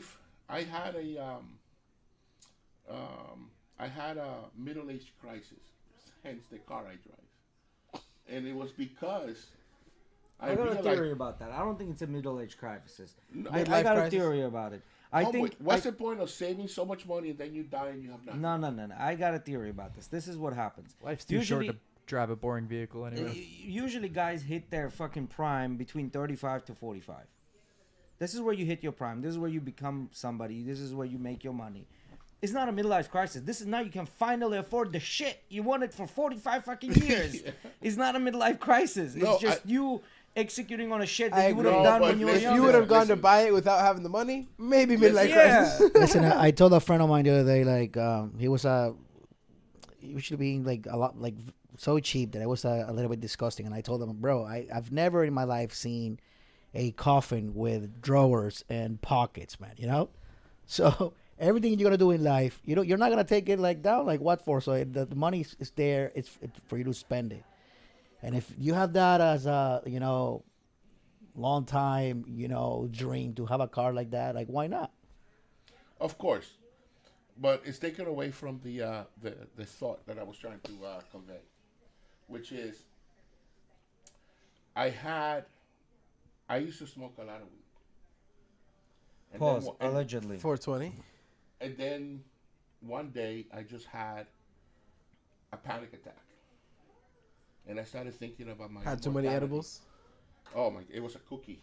Yeah. After Yes, I I knew thought- it. I fucking knew it. Yeah. I knew it. It had to be an edible. I stopped. I stopped after that. It was just. I love the way you're crossing your hands. Like, no more for me. No. The thing is that even after that, Oh man. the experience was so horrible that I just stopped for a while, and then a few months I like it. I like the smell. I like the taste. I love smoking it, and I went back and it was like again. So That was me after that day that me and Jay drank like a bunch of Fireball in the pool. Remember? Yeah. That was me. I haven't drank like yeah. I haven't gotten drunk since then. Oh, Cause I'm like, I don't want to do it. I don't want to do it. Oh, I've gone back and tried to get back into it again. Yeah. And then it's just getting stronger and stronger, just worse and worse. My son gave me a hit of something called a dab. It literally stole my soul. It just stole it.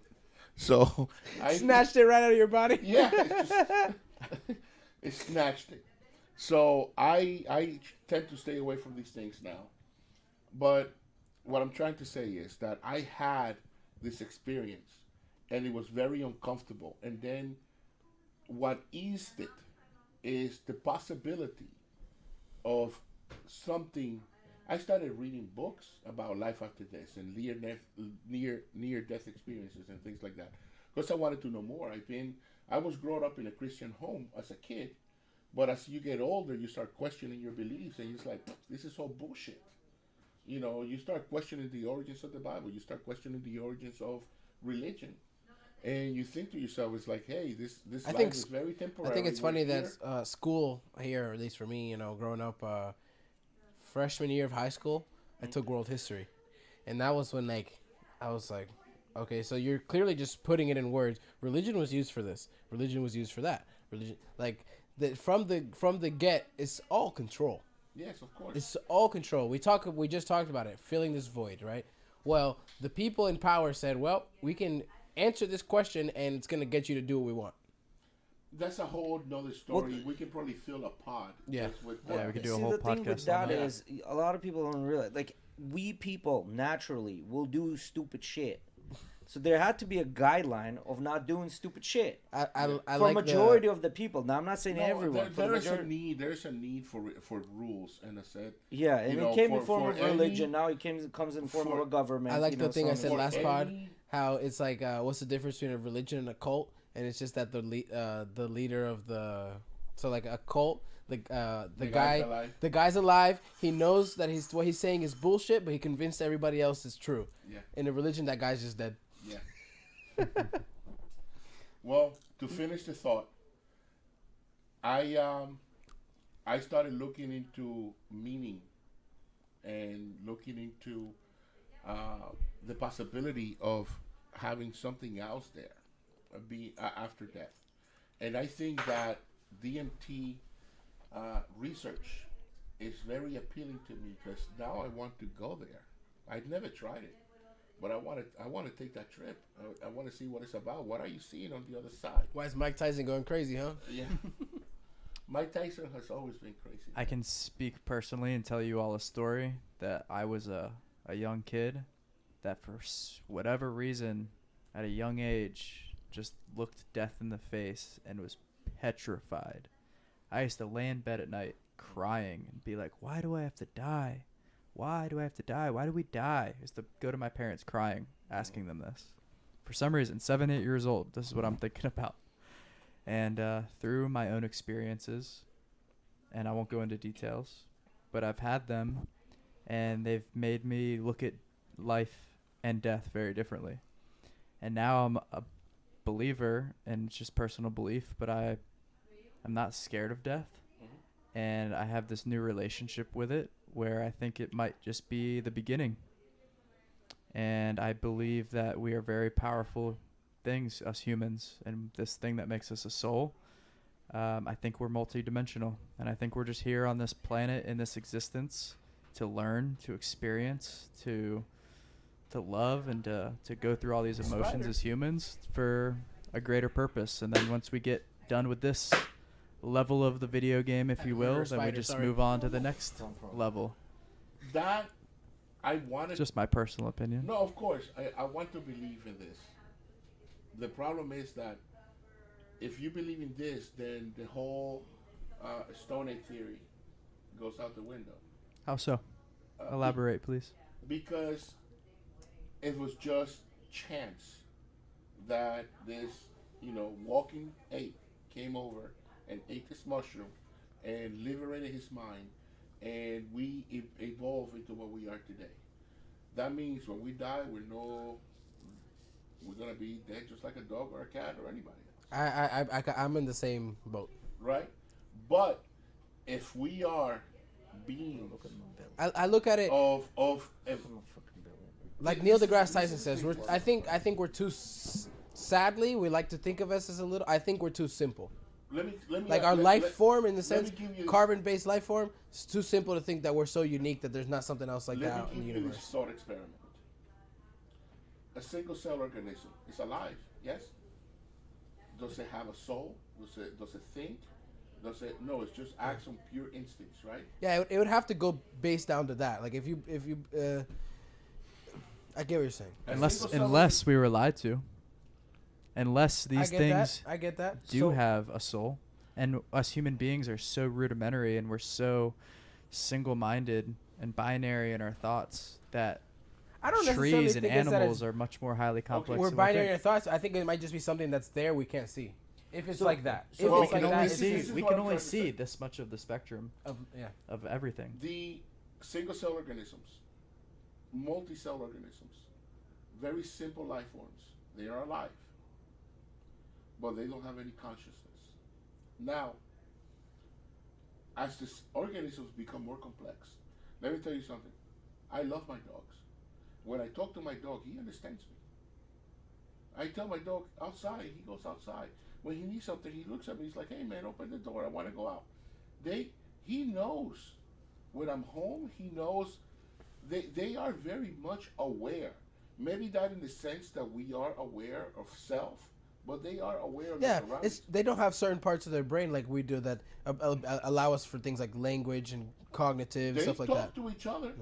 But They talk. They communication, communicate. language are two different. Yes, yeah. but communication. Yeah, they do have communication. 90% of what we say, and let me tell you something. When a text comes through, Let me tell you something. Let me tell you something. Let me tell you something. when a text comes through without emotions, without body language, you can interpret that text in many different ways. Yeah, yeah, But you can say "fuck you," like "fuck you, man," or you can say "fuck you, man." yeah. You know, the tone of your voice says a lot about what you're trying to say. Yeah. And your mannerisms. Now, the as the organisms become more complex, right?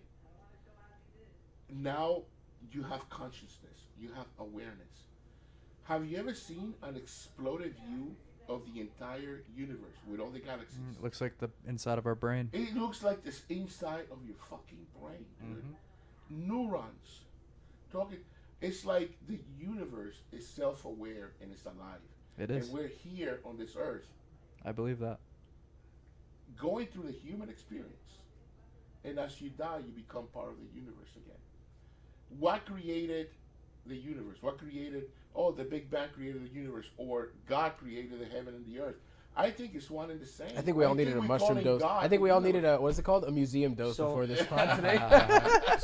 So you're talking about the single cell organisms, right? Like the best way I can say this, look at a beehive. Beehive by itself has worker bees. They're doing something, and then you have the ones that go and collect shit, and the ones that defend, but then when you take the whole beehive together, that becomes one big organism. They're there just for the beehive. Yeah, and they all have their own jobs, like specific, and then Yeah. they all know their place. They all know their place, and one bee will die for the hive, right? For the better. So now take that into our own body and look at it this way: each cell in our body, think of it as one bee, and then all these cells comprise the hive. Where one cell will die, so the hive survives, which is you, right? So I think that's what you're looking at, like the complexity of human being. Like, All right, at the end of the what, day, to emphasize on what Alex is saying, that I also believe this, that let me tell you something. When the first time I took a psychedelic, let me tell you something. The first time, you making fun of my English? No, My English is very good. you know what I'm. we can find that. Pull it up. Can you Find find that. it Pull it again? up. Yeah. I know. Let me tell you something. Let me tell you Let me something. Yeah. You should soundbite that. No, it's the it's a white belt about to choke a higher belt, and the higher belt is like, yeah, whatever, going through the motions. He's not gonna choke me. And then when the choke is in and you're about to do it, the guy's like, let me tell you something. Is that what you're talking about? No, this is No, this is a guy that. Let me tell you something. Let me tell you something. Let me tell you something. Let me tell you something. Wait. Hold on. Sorry, Is that the original? Wait, Yes, wait, yes, that's wait. the original. No, So he's doing like the bungee jumping. Wait. Turn it Wait. Tell me. Both of you guys. What do you want to say? Double check. Safety first. Double check. That's the original. Let me tell you something. All right. Let me tell you something. Wait. Hold on. Wait. No. Wait. That's good, baby. Thank you. Okay, so I saw a meme of the meme. Yeah, they use that sound all the time now. Okay, so that's what it is. I thought the one I saw was the original. Yeah. So what I'm trying to say, all this we're sitting here, and I'm all for being less sexy, less complicated, right? In my opinion, we're Less sexy, less complicated. yeah, bro. Because life, in my opinion, life is not very complicated. We make it complicated. It's kind of like You know with what's complicated, Jay? Mm. That we have hors d'oeuvres sitting over there, and it's on the other side of the door. It is becoming really complicated to get up and grab one of them. We'll get you some hors d'oeuvres, bro. What I'm saying, I think the life is less complicated and it's less sexy. Everything's pretty simple, and I think we fucking complicate the shit out of it. All Humans the time. love to complicate the things. shit out of it. We love. And I think we're just Especially the female variation. yeah. I think we're in a fucking AI.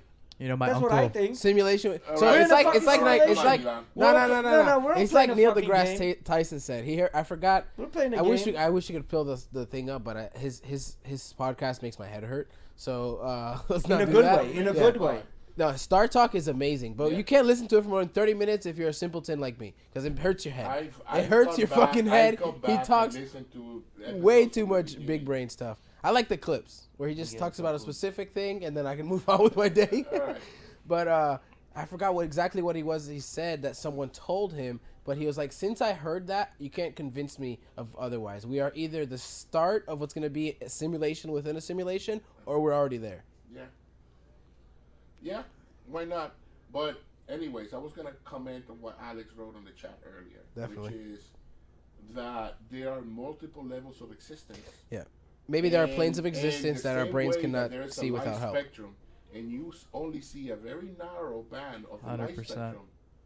Now, Yeah, you've got from but infrared a- and on, ultraviolet. That way well, you don't see. You can wear a pair of infrared goggles. Now you can see in the infrared, and that's what psychedelics do to your brain. You see a wider, You go from spectrum. HD to full HD. Yeah, with HDR, baby. Yeah, That HDR. DMT's HDR. Yeah, DMT is HDR.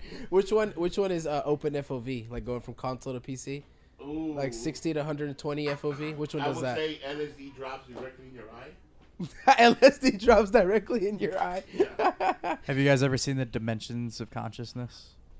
So we live in a 3-dimensional world, right? Yeah. And when you reach these other planes of consciousness, you ascend into 4D and 5D. And these are just different frequencies that we as humans can't tap into yet. But all the religious texts and ancient civilizations talk about the transcendence of human consciousness, and that's because they were tapping into these 4th and 5th dimensions. And apparently the Earth is moving into the 5th dimension, and humans are going to be able to grasp this idea a lot easier in the future. There so that's is cool. there are these group of scrolls. I know you guys. The probably Dead Sea heard of Scrolls. The Dead Sea Scrolls. The guy that translated the Dead Sea Scrolls also wrote. Zachariah Sitchin, Yes. 12th Planet. Yes. He also wrote a book about the hidden meaning of the Bible.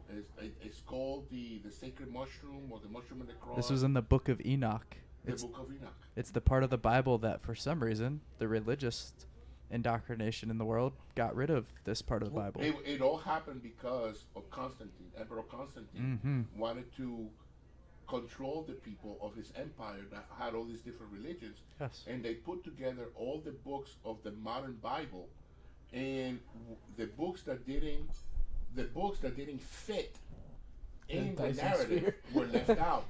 The book of Mary Magdalene, the book of Enoch, all these books were left out. But essentially what he's saying is that the Bible, if you read it in the context of psychedelics, it's really about fertility and psychedelics, and all these religion experiences that people were having are really mushroom trips. There's a whole thing. I mean, the scientists are allowed to go to the Vatican, to the catacombs of Vatican, and then look at the books that are not displayed and nobody knows about, right? Like, there's more to the actual Bible than what we know. There are other books there, except they're not showing them to us, right? And there's only very few people. Matter of fact, CIA was commissioned to do this. They had agents that went out there to read these books, right? So this is a known This is a known Yeah, the known Vatican thing. vaults. The Vatican vaults. Yeah. It's Yeah. like, That's. you'd have to fact check me on this, but I believe it's 15 miles long or Uh, 5 miles long of underground vaults filled with ancient books and information. shit. Yeah. Yeah. And CIA commissioned a group of people, a group of scientists that would go and read these because during the Cold War and whatnot, they all wanted to get a upper leg, right? So there was this, there was that part of CIA where it was like, all right, well, maybe this has something. Like let's put out little resources, not a lot, and just send some people there. Maybe they can figure out what's going on, right? Maybe they can. We're not gonna bet on this, but let's explore this avenue as well. But the whole thing, as I said, man, like, I don't want to complicate shit. I really think we're in a sim At this point, My uncle always used to say, I love acronyms, by the way. He always used to tell me, KISS. Yeah. Keep it simple, stupid. Yeah, keep it simple, stupid. Yeah. Because we all like to overthink and complicate things, and us humans love to put shit in boxes and labels and complicate it. Just kiss it. Yeah. Keep it simple. And that's the thing, anytime you're thinking of like, oh, this problem needs a complex solution, which usually people come up with a very complex solution, but there's always an easier one that you kind of miss. That brings 'cause up an it's so interesting easy. point. If you ever have a really complex problem, go and ask a child the problem that you are having. Yeah. And usually, most of the time, they'll come up with a really simple answer that'll be the solution to your complex problem. Yeah. It's fascinating. Yeah, because that's what happens. Because a lot of times you start thinking about like, oh shit, well I'm kind of smart. I could segue that into this actually interesting experience I had recently at my family's house. Everybody's shoes are crimping your toes, and it's taking away from your old ancestral way that your feet are supposed to be sprawled out. And my little sister says, how come all the adults' toes are crimped in and have a, what is it called, a bunion? yeah. And her 11-year-old brain picked this up and recognized this out of the blue. And then she asked me, Kieran, what does this mean? And I said, well, we're squishing our feet in our shoes, and we've been doing this for years, and this is taking away the way they're supposed to be. And her little 11-year-old brain just picked that up. Yeah. We look at children like they're not smart or they're not this or they're not mature yet, but they are extremely intelligent and extremely aware. I don't Do know. you know that your IQ doesn't go up as you get older? Your experiences go up as you get older. That The makes amount sense. of knowledge that you accumulate goes up. Yeah. But your basic ability to learn is the same. So when you test a child like you, when they're a child or when they're an adult, it's the same IQ level. Yeah. Th- But that- here we are that's- putting all children through this same school system, the Common Core. Yeah, but see the thing with that is, no parent wants to hear that their child is a dumbass. Like if you test a child like they're on a lower IQ spectrum, well, your child is a dumbass. I'm sorry, it's a genetic thing because probably you're a dumbass. That's why your child is not very smart, right? Like I'm going to excuse Your wife myself or- for a couple minutes. your wife or you made some terrible choices. You picked the wrong person, not the intelligence, the other part. And now you have a kid that is not very, very smart, right? So a lot of parents don't like to hear this because they think their child is the star. They think their child is the best, and And it's like, No- Jay, no how one are, better. how are we measuring intelligence? Like, the school system uses the same standardized tests for everybody. yes, And there's a famous quote by Albert Einstein, and he says, if you judge a fish on its ability to climb a tree, you're going to think it's stupid too. yeah, no, well, that's true. Well, for example, like if you take the biggest difference between this is between sexes, right? Like men are better at solving mathematical problems, where women are better at doing mathematical problems. Right? It's just inherently in us, right? And there's other things, So I think what he meant by that is like, trying to figure out what this person is better at and putting him towards that. But I think the best line of you being able to learn and how quick you're learning to do things are there's a difference in that, right? 100%. So I'm not saying natural propensity to do something better than the other person. Like, there's some people that are naturals. Like, we're talking about fighting. John the GOAT, John Jones.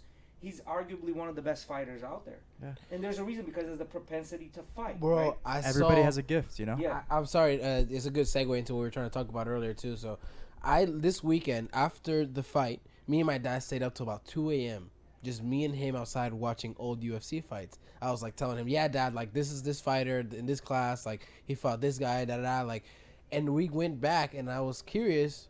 I was watching some of Jones's fights and I saw his fight with Alexander Gustafsson, the first fight. Bro, Alex beat him, 100% beat him. The first 3 rounds he won, and the 4th round he won the first 3.5 minutes. John Jones took the last minute and a half of the 4th round and the 5th round, and even debatably the 5th round. And then I saw they judged it like giving John like 4 rounds.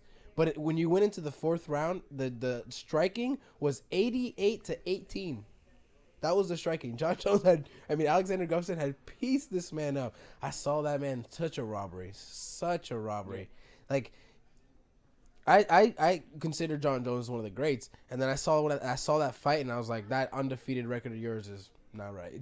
Not right at all. And then they fought the second time, and Jones did it that time. He put it on that time. But the first time, man, it was a robbery, like straight up robbery against Alex. So no, Alex, it's not at fault. I think what you taking out of my comment is that I'm saying all. It's not. For example, on average, 60% of women are scoring higher on neuroticism level, where about 40% of the men are scoring higher on neuroticism level, right? So which, by the numbers, women are more neurotic than men are, right? But I'm not saying that men are not neurotic. There are men out there that are emotional, right? Neuroticism is just measure of the emotion that somebody puts out, right? Like, I'm not saying everyone, but what I'm saying is there's a propensity to do things better than the other one. I'm not saying that the other person cannot. It's just the other person is designed more better likely at tackling that task. For example, I know myself that I'm not very good at nurturing kids. I'll entertain them all day long. They'll see me walk through the door, they'll give me the hug. But I'm not a very nurturing person. I just know how to play with kids. Am I ideal but to you nurture might, a child? Maybe not. You might look at that as not nurturing, but it is. Yeah, but am I ideal to nurture a child versus a woman that has the natural ability to nurture a child? You know what I'm saying? I'm not saying I cannot be good at it if I try, but it's not my ideal. Like, I'm not saying a woman cannot lay bricks, but it's not ideal if she's not fucking Rambo.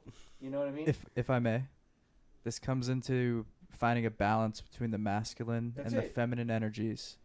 If you and your partner, if you are 70% in your masculine, she can be 30% in her masculine. When she's 30% in her feminine, you're 70% in your masculine. You're always going to balance each other out.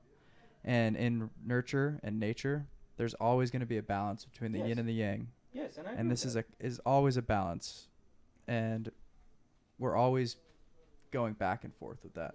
Yeah. Especially in this modern society where we have what's going on right now with men and women. So. Yep, tap that right there. This one? Yep, it should turn a red light on. Yeah. All right, so what I'm trying to say that, well, see, the thing is, I think governments in the Western world, so governments in the world, the reason that you cannot put out these studies out is because people are getting canceled left and right? Like there was an article by Kanazawa that came out and said African American community on average are a little heavier, meaning they are just heavier weight wise, and they have larger amounts of testosterone in them. The Kanazawa got canceled for something that they did studies on, and they tested the levels of testosterone, right? So they got canceled for this. So the reason you cannot put out the studies are out there, they just cannot put out them because they are getting canceled. So the reason it's like that is because I think Western world has figured out that 80% of our consumer base are women. So if you lie, women buy, right? So if the 80% of the population is women and majority of the debt holders are women, which means a continuous subscription to getting money, why wouldn't you want to capitalize on that and say this or that? Or put something out in a bad light, right? So this is why I think the whole strong and independent, you got this. I'm not saying that they cannot do things. Well, they have can, to put them on like for a video or something. but they're not ultimately designed for doing that. I'm not saying they can. I'm not saying that they cannot get good at it, but they're ultimately not designed for it. So if you stick to your roles and what you're good at, again, if you're a fish, don't start climbing the fucking tree. Can a fish climb a tree? Yes, there are fish out there that can walk. I'm sure there's a fish that can climb a tree down the road. You know what I mean? Like, can they do that? Yes. But is it ultimate? No. All right. Let's go But back. anyway, let's go back to your. So we were trying to talk about earlier. Felix asked the UFC fight that happened this weekend. So you had Sergey Pavlovich versus Curtis Blades, first round TKO. That man hasn't seen a second round. He hasn't seen a second round in the past at least 2 fights I've seen. I think he's gonna give John Jones a run for his money. See, but John is talking about how he's gonna retire once he's done. He's talking about how great is it gonna be going against the how great is it gonna be seeing the GOAT versus the best heavyweight of all time for my retirement. This and that. Yeah. I saw him post that. I mean, I believe if he wants to like really take that crown, he should defend it at least twice. At least twice. Yes. So if I think BJ Penn, the motherfucker, defend your title 3 times. Yeah, even then, I mean, the more the merrier at that point. So you're just gonna secure that even more. And do I think he's gonna? Why is BJ Penn a legend? Because he defended 3 times. Yeah, that's a big factor in what we call someone that's gonna be the GOAT. The title defenses, you retain it and you keep it. Yeah, exactly. That's why we love looking at Adesanya. Because what did he do? He cleared out the top 5 people and was like, I beat all of you. And the number 1 nigga 3 times. Yeah. 3 times he's put it on Robert Whittaker. So what do you do now? And now you got Robert and Dreykus are going to fight. And then whoever wins that will go for Adesanya again. I saw Robert Whittaker say, you think I'd still be in this division if you didn't think I could beat him? So he still believes he could beat Adesanya. That'd be nice. But, yeah, I think you're right. Sergey's going to be a problem for John if he can get that. If John defends, Sergey will be a problem for John because he hits hard, man. He hits hard. That man and he takes hits. Bam Bam hit him hard last fight. You know, I think what you're going to have to do with the jab, bro. That knockout came in with the jab. I mean, the beginning of the knockout. Right, but you're gonna have to take this man to the ground. I don't think you're gonna fight him. I think he'll do. You're not gonna outbox this man. I think he'll do the same thing he did with Cyril. Yeah, he's gonna take Cyril. He's gonna take him down. Yeah. But what if Curtis? I mean, sorry, no, Curtis already lost, right? But like that's why everybody wanted to see. A lot of people were talking about how Curtis Blades was like the number 1 heavyweight matchup for John because he's a heavy wrestler. Right. And with some decent striking, but he ain't getting that opportunity. He still can.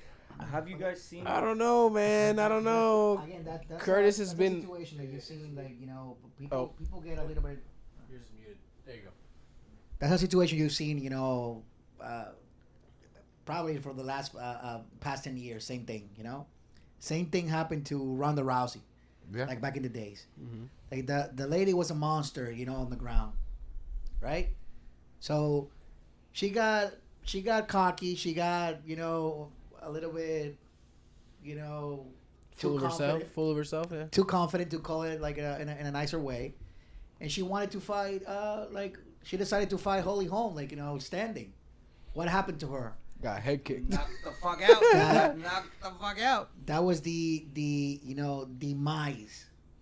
The destruction itself for Ronda Rousey. Yeah. That kick got her out of the game. It was like a month or 2 later. It was like, oh, WWE. And everybody's like, I see what's going to happen. Yeah. She joined Snooki. Yeah. She joined Snooki. So, I mean, when this Saturday's fight, this guy never seen a second round. Everybody was, okay, like his only defense is going to be to take him to the ground. Well, Sergey Pavlovich, I don't know if you know, sorry. He actually lost to a KO in his UFC debut against Alistair Overeem. How long ago was this? Bro, a little bit ago. Yeah. And because Sergey's not that old of a fighter. He's not a veteran. He's a new guy. And Overeem slept him like bad. And then he just went on to be on this streak that he's on right now. Continue. That's what I'm saying. Like, this guy has never seen a second round. The clear instructions were take him to the ground, try to grapple, stay close. Because, I mean, you can't punch while if you're being, grappled, like hugging and stuff. Yeah. And all that, Only Tom Holland knocks dudes out from the back. Yeah.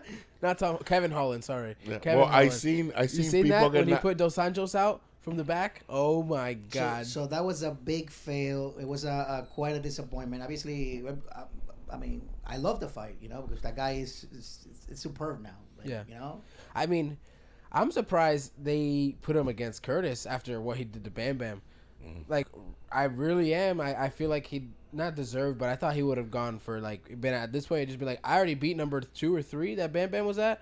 I want title at this point. Well, that's what and then they he did. actually went backwards. He fought number 5 or 6 at Curtis's. Still beat him. 4. Curtis was 4 because these are the rank Okay. number 3 and Curtis is 4. Yeah. But maybe you- I thought. Oh, okay, never mind. Maybe you can tell me. I don't remember the name, but the for us the fight of the night was what was this guy, the one that was getting all beat up, but like pretty much in the first round got punched out, then stand up. It was giving one hell of a fight. Remember that? Oh, it was the black guy. Whoa, what was his name? He was fighting this dude. It looked like a fucking Viking. Yeah. And then he would just slam him on the ground. He would get like knocked out, and then pick him up and just ram him right to the ground. That was a good fight. Yeah. We enjoyed that But one, to the last second. talking about going down memory lane, has anybody remember? Real quick, before you guys move on, my bad. Sorry, because it's on the same UFC event. I saw this happen. What happened between Jared Gordon and Bobby Green? Did you guys see that?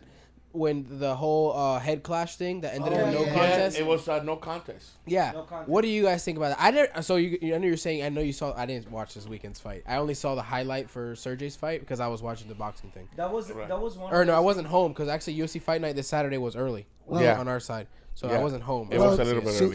Supposedly, I remember at like 6:00. I just saw Sergey was knocked out. I mean, Curtis was knocked out. I was like, God damn. when we started, seeing, because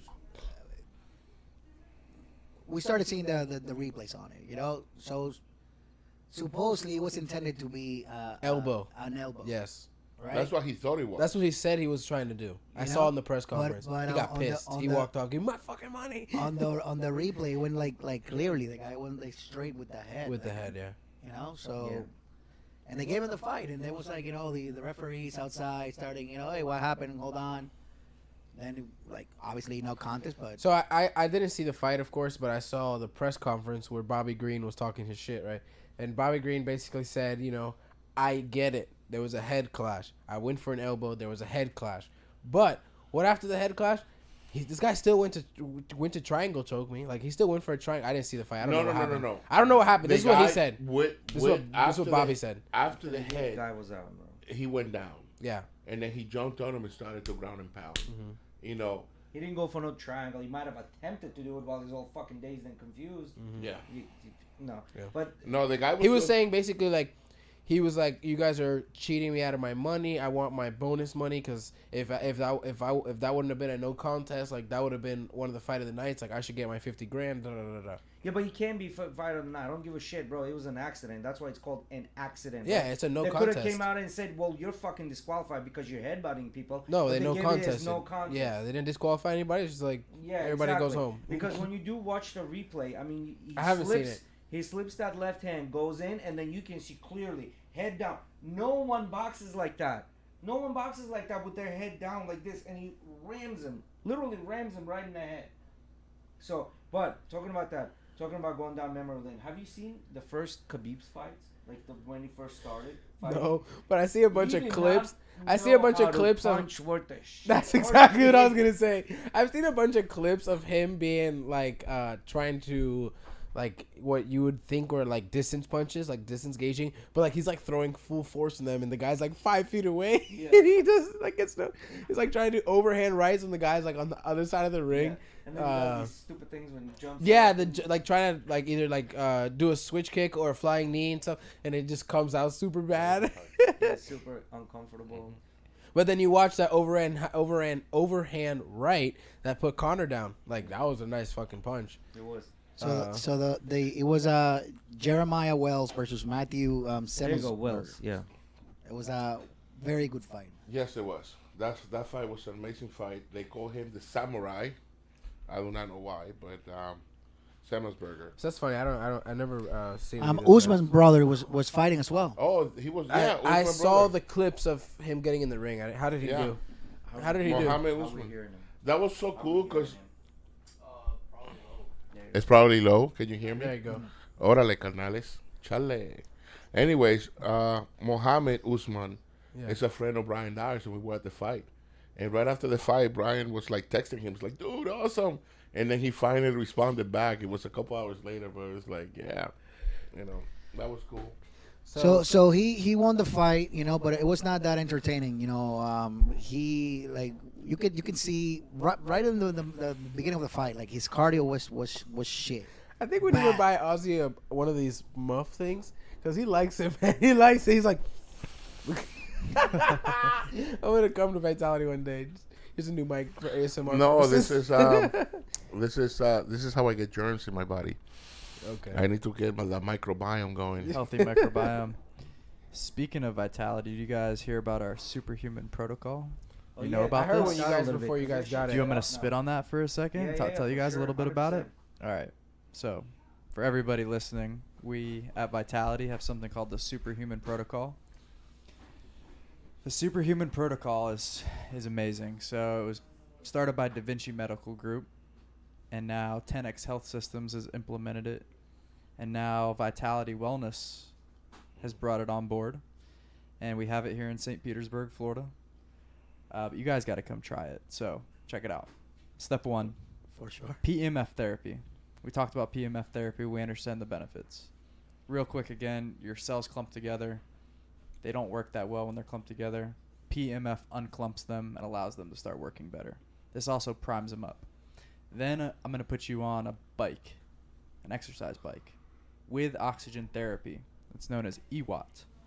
And you're going to do this for 10 minutes, and you're going to be breathing in 97, 99% pure oxygen while under stress of cardiovascular exercise. And this is going to create a demand for oxygen in your body, and your body's going to get flooded with fresh oxygen. 900 liters of it. 900 liters of fresh oxygen.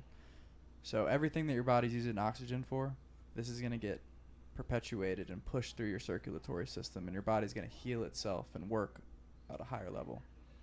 And then the third step is red light therapy. Red light therapy penetrates into the cells in your body. Your cells are photoreceptive. They pick up on these frequencies in this light, and this kind of ties together the first two steps, the PEMF and the oxygen. And this is mitochondrial boosting, immune boosting. It's been shown to heal damaged DNA. And it's called the Superhuman Protocol for a reason, because you get off of this thing and you feel different. Superhuman. Yeah, you feel superhuman. Mm-hmm. And it's supposed to increase VO2 max. You feel your lungs have been expanded and flooded with oxygen. Mm-hmm. You feel true vitality when you do this. So it's something new at Vitality. We're in beta testing right now. It's not live for the public, but it will be very soon. Mm-hmm. And we are super excited to I've bring done it it to this community. I was one of the test subjects. Yeah, And all under 30 minutes. Yep, all under 30 minutes. By the way, that's 1 credit. Mm-hmm.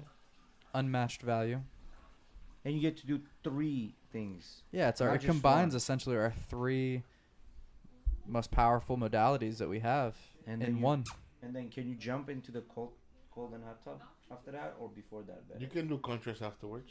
You could do contrast afterwards. According to Andrew Huberman and a lot of the studies, if you do cold therapy as a pre-workout, it can increase your output up to 20%. So it's a great pre-workout.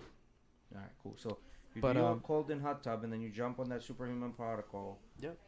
Now, after weightlifting, Jay, you produce natural inflammation in your body, and you want this inflammation. This tells your muscles to repair themselves, and you don't want to jump in the cold right away. It prevents hypertrophy. What do we got? $150 for a full function? What would you pay, Ozzy? What you taking? I'm taking the Mando helmet. Because I'm not Vader. I'm not all fucked up.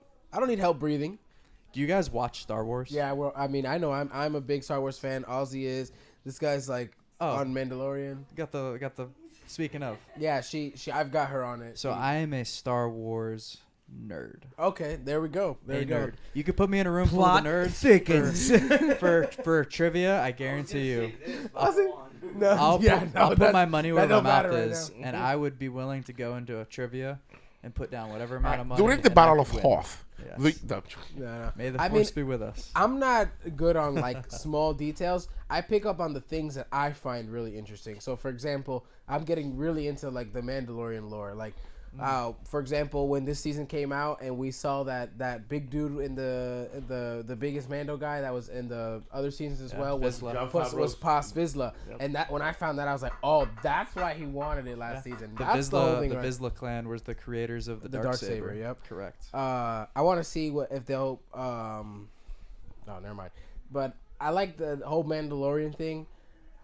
I'm not a biggest fan. Like, I'm getting sick of the Skywalker shit, man. Well, Disney just scrapped Skywalker with the last movies. I'm getting sick of it. If Well, you I read mean, the books, they're gonna do another movie with Rey and what's his name? They are 16 years after. Yeah, I saw that. Yep. So like, George Lucas didn't want to scrap the Skywalker series, and the Skywalker series is way more badass. You good at lore or Disney lore?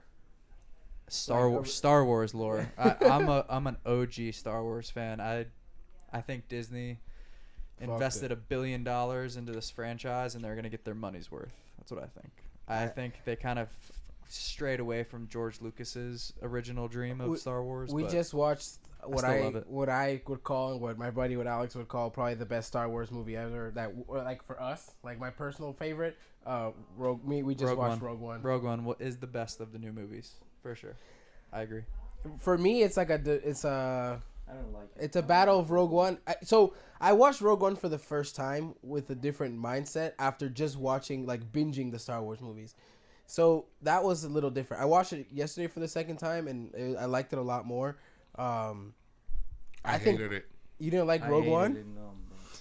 Out of all the new movies, I do have to say that was my favorite one. Oh, out of all the new movies, it's the best, now, for sure. Out of all the new movies, I like the fact that this was the first movie that started tying things together. I like that not everybody survives in the end. It's give and get. Everybody plays their part, and then it's over. I like... What? Not everybody survives. That's the heart of the rebellion, right? Yeah, I like that there's give and bees. take. I like that there's grittiness. You know, like heart. In the first scene with Cassian, like, what does he do? Because this guy can't climb, shoots him in the back. Like, he don't give a fuck. He don't give a fuck. In Star Wars Episode 4, New Hope, when they're trying to, when Darth Vader comes into Leia's ship, and the droids escape, and she puts it inside R2-D2, they say a lot of people die for this, but you never meet those people. Mm-hmm. Yeah. And it's nice to meet them. Now you met them. Mm-hmm. And I like what they're doing with Andor. That Star Wars, I've never been part of the expanded universe. As a kid, I watched the first 3 movies, then I watched the prequels, but I never got into the cartoons. I started watching. We started Clone Wars. Clone Wars is amazing for Star Wars nerds. If you love Star Wars and you want the gap between everything, Clone Wars. I didn't like the animation. I watched it as a kid. I'm rewatching it. You have to get past the animation and just listen to the storyline. And so I heard this from my buddy Alex because like I said, I just started rewatching it. Apparently, it grows with you. So like you're starting if you start the thing, first couple seasons are probably gonna be like really kiddish, but it grows with you. It goes growing with its audience, kind of thing. I watched it during COVID, and by the time by the end of the first season, I forgot I was watching a cartoon, and I was just so into the storyline, right, and the backstory. Well, it's Dave Filoni and Favreau and everybody that actually care about this franchise. They care about the nerds. I love Donnie Yen's character. I am one with the Force is with me. I am one with the Force, the Force is with me. Oh yeah, the blind guy. Yeah, I love that character. I relate the Force and all the things that we pick up in Star Wars to health and wellness and biohacking. Think about it, the Force, the all-living Force that runs through all living things, that connects and binds us. I got a question for you. I like Jar Jar too. People hate Jar Jar. I like Jar Jar. He's a Sith, man. That whole spin-off thing is cool. And that's funny because that's actually the question. Explain why Jar Jar is the strongest Sith and go. No, Jar Jar is easily cool. manipulated. Misa likes Jar Jar.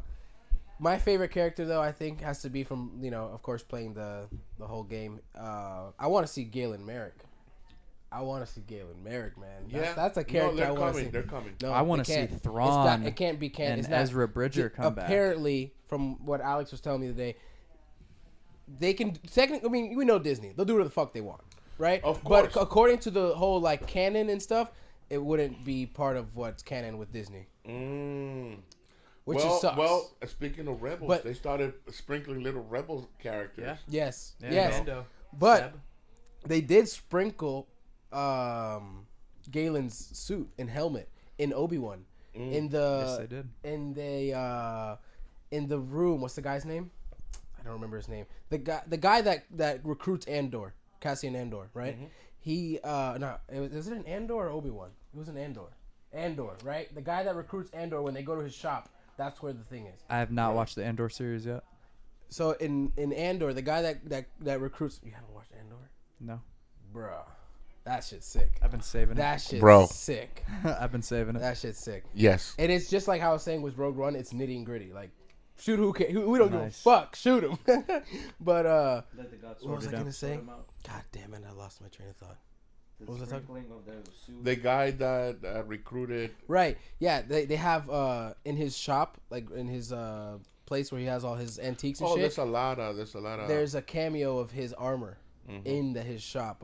Oh, I know what you're talking Galen about. Merrick's I armor. saw that on, Yeah. on a YouTube video. Yeah, that's in Andor. You know, they're making a movie of the Old Republic. Yes. Yes. Yes. The High Republic. The High Republic. When I heard that's about my that. favorite time. I want period. to see Darth Revan. Yeah, That's that's what my we all wanna favorite see. time period of Star Darth Wars. Before in the height of the Jedi. Yes. Before. Oh shit, that was old Sith armor, not Starkiller reference.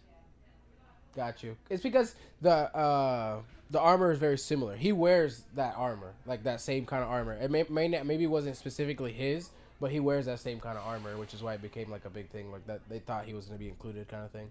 It's funny though. I tell everybody with all the biohacking stuff I do, I tell people it's my Jedi training, Yeah. and I'm just tapping into the Force. Tapping into the Force. Yeah. They're gonna do a movie with Move the bottle. Mando, Ahsoka, and the Ahsoka series, dude, yeah. is gonna be badass. Thrawn's coming Yeah. back. So Thrawn's Grand gonna be Admiral Thrawn. Thrawn's gonna be the main villain for the movie. So I'm assuming we're probably For the gonna movie or for the series? for both. Right. For both. Both, So we're yeah. gonna get. So Mando just finished, right? Everybody watch Mandalorian. Yes. Oh, yeah. So Mando just finished. We gave an end basically to Moff. I mean, you brought up a good. I don't think he died. He brought up a He good had a thing. Or he bunch was of a clone. clones. Right, he had clones, right? And he said something earlier that made sense. That that he we're thought it talking was about just this. he thought it was just a clone because it didn't have the mustache. So I see you Moff guys should- Gideon. I don't know. I see Moff Gideon, and all I think about is Breaking Bad. I'm Yeah, sorry. right. Giancarlo You guys, you Jackson. heard it here for the first Where's time. the We're gonna blue have stuff? specials on May the 4th. Yeah, right. Vitality. So May the 4th be with you. Specials. there you go. Yeah, we're gonna have a Couple of special on days. Star Wars Day. Come be one with the Force at Yeah. Vitality Wellness. So Bring your favorite. they're Star gonna Wars do gear. they're gonna do a movie. We're gonna freeze you in carbonite. Yeah. You guys should fucking put a Touche. poster on the cryo. Oh thing. my I will God! definitely do we some should wrap marketing the around cryo as in carbonite. Oh yeah, yeah. I will make some cool marketing posts for that. So Right on. they're gonna Absolutely. do. So we just finished. We gotta end to Moff, right? Kind of in that whole story. Mandalorian's gonna take back Mandalore, all that stuff. I think we're gonna get this season's done. We're gonna get Ahsoka at the end of the year, like we're supposed to in October or whenever it is, right? And August. August. Ahsoka's gonna build up to Thrawn. Mm-hmm. The next season of Mando, because they're supposed to gonna do a 4th season before Yep. the movie, will It's already be been with filmed. Thrawn. Really, they filmed it? They already filmed it. Yep. Really, I thought it had. I saw something that it was just in development. Yep.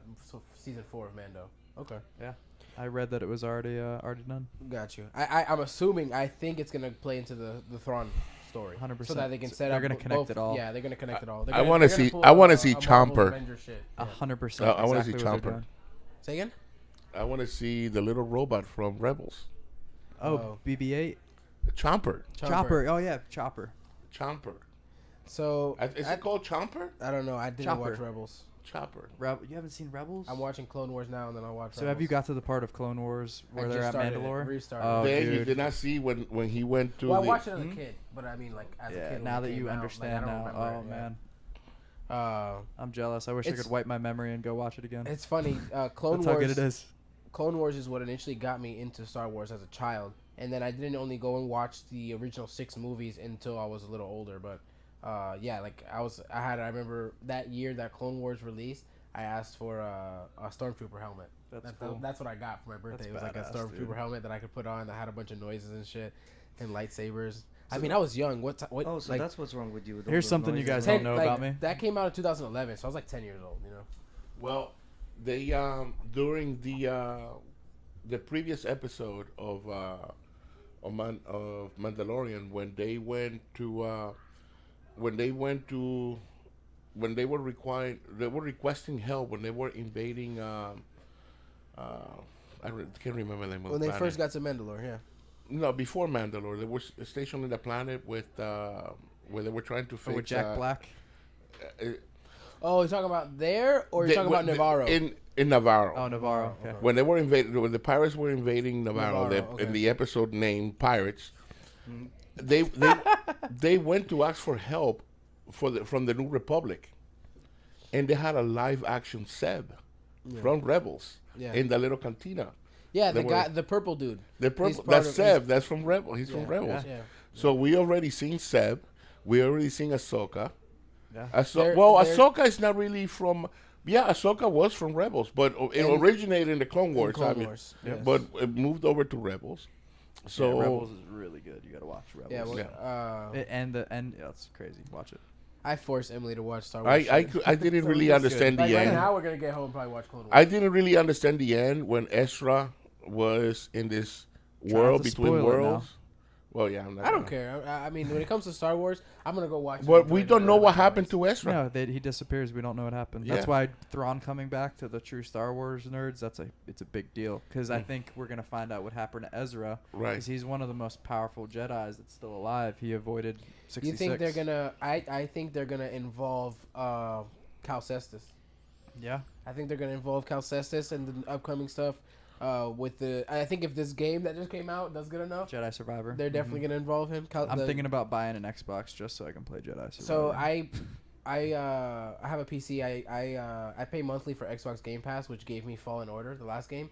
And man, I have to say, since I've gotten older, I can't play single player games. I can't do it. I can't do it. Like, I haven't played video games in 10 years, but I've been thinking about. That's funny. We're moving to video games. Just for Star Wars. Miguel, you want to show our what is it called? Unrecorded. The GhettoRig video game pod? No. So there's this new game that they released early gameplay footage, right? And this I got it. This game is developed originally from body cam footage from a police officer, which I guess sounds a little gritty, but it came out with a nasty game. This thing looks legit unreal, and I mean unreal. You're gonna be like, "That's a video game." That's a video game. This is all video game from the start. You gotta have the headphones. Yeah, blast it. Yeah, if you guys want to hear, you can put the headphones on, but don't worry about it. This is airsoft right now, or this is a video game. This is a video game. This is real. This is all digital. This isn't real. This isn't a real game. It looks real. Yeah, someone's playing this. That's cool. Yeah, that's why I said it's crazy good. This is literally. Shots fired! Shots fired! This is a video game. Kickback for that. That's insane. That's what I'm saying. That looks so real. It's real as fuck. You have to pull your clip to see how many bullets. Yeah. Oh, you never played Tarkov, or you never seen me play Tarkov. Next time you go to the house, I'm gonna show you what a real shooter is. I don't know if you ever played this, but I used to be a beast at Halo and Call of Duty. Bro, but for you to be like, that's a video game? That thing looks real. Yeah. This is on Unreal Engine 5 for you guys. That's what this is on Unreal Engine 5. Hit a drone. I haven't watched Jam. Yeah, James. That recoil and that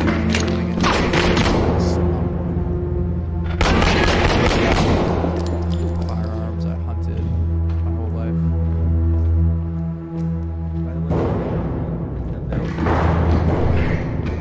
This is all gameplay footage, guys. All this. I know this looks really real, but just so y'all know. Oh, I got the groove belt. I'm gonna plug the Groove Life belt. I got the Groove Life belt I got on the right carbon now. fiber one the other day. I feel like now maybe you would agree with me on this, but I feel like Batman every time I put on this belt. Where the fuck is Oscar? Sounded like you said, "Where the fuck is Ozzy?" Ozzy, you got your Ozzy. Do you have your groove life on? You got your groove belt on? Yes. We've all got our groove belts. We got the Batman belt belts I bought the on. carbon fiber one. Groove Belt better sponsor this stream. Yeah. God damn it. Yeah. Groove Life, send us some free saw him belts. with the belt. I bought Yeah, let me one. show everybody real quick. And then I saw them two on a belt. That's when I bought that. And then Miguel saw all you guys on the belt and bought it. I waited for the sale and then bought it.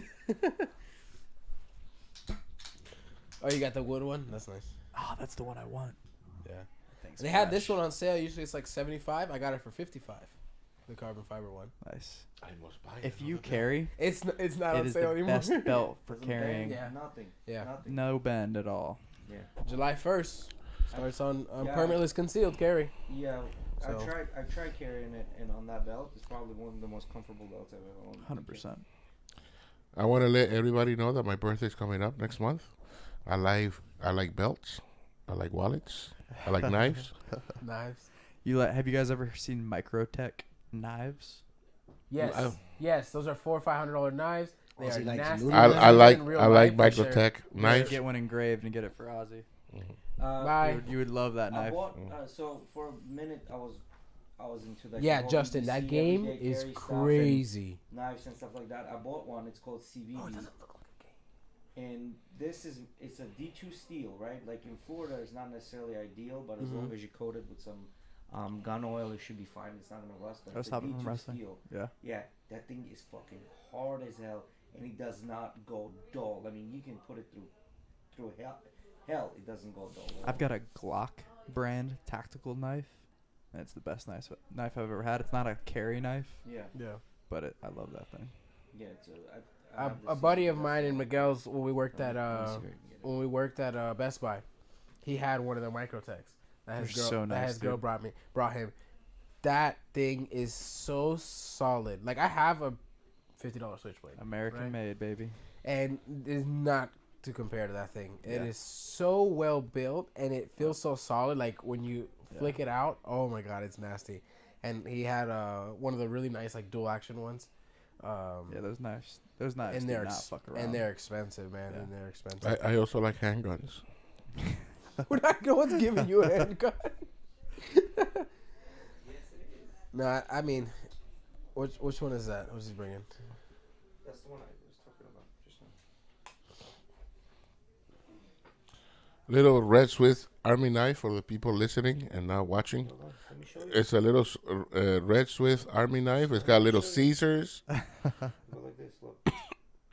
Wow. Nice. Lets it out, throws it. It's Miguel in the chest. Oops. You know, that reminds me of, you guys know Hasbullah, the Yeah. little guy, Yeah. right? He had a video the other day that, fuck, what were they doing to him? They were trying to mess with him. The You know, dog. they're The always dog. they're always They're trying to always mess with him. messing with Hasbullah. No, so the one with the dog is walking by, and the black kid Salim from the Nelk Boys is like, "Oh, he loves dogs. Come here, and he pulls out the knife. He's like just looking at. I the love guy with the dogs. knife. Yeah, and then there's another one. I don't know if they were trying to show him a dog or something, but he was in a car, and they were fucking with him, and he had a knife in his pocket. He pulls it out and throws it at the guy. Now I've owned This this fucker's thing. sharp too. Yeah, I've owned this thing for 4 years. It has not been sharpened since the day I got it. Still sharp. Oh shit. Excuse me. The Benchmade Bless knives you, are really Thank you, good. thank you. Really good. They're in about $300 to $400 depending on how crazy you want them. I'd get a Microtech at that point. Yeah, so it's all about the steel like that it. you're getting, what it's made of. Like this, so the harder the steel, the faster it gets rusty, right? Yes. You have knives that are made by Benchmade that are designed specifically for water. Like when you're in salt water, you use that in salt water because it doesn't get rusty. But the problem is they go dull quickly because it's a soft steel. So the harder the steel, You gotta flick it. You know why some you don't men? have to just flip it. You know why men are like It won't steel, look. Jay? Okay. If you hit it hard. Do you know why men are like steel? Mm. Because when you lose your temper, you lose your worth. You lose your worth. This is a nice little knife. I like it. Yeah, it's got inside. I like it's the not- grip it's on it. not, It's not on a swivel. It actually has a what do you call that? A spring, No, not a spring. The a bearing. bearing inside. It has a bearing on both sides. Well, you cannot flip it. What do you mean you can't flip? You can flip it out. You don't have to. You don't even have to. You still have to hit the thing. Yeah, I like when You can- lose like when you can do the this. dramatization. You lose the. Now at that point, you want the drama. You want a dramatic? All right. You buy a switchblade. You know what? It's almost midnight, gentlemen. Oh, we I gotta thi- get going. We gotta Damn. wrap this up. Oh yeah. All right, guys. Well, Appreciate you guys episode coming. 35. Thanks for coming. On the way out, please hit that like button. Thank I know you. y'all done it. And the reason I didn't repeat this is because you guys been on point. Thank you so much for the likes.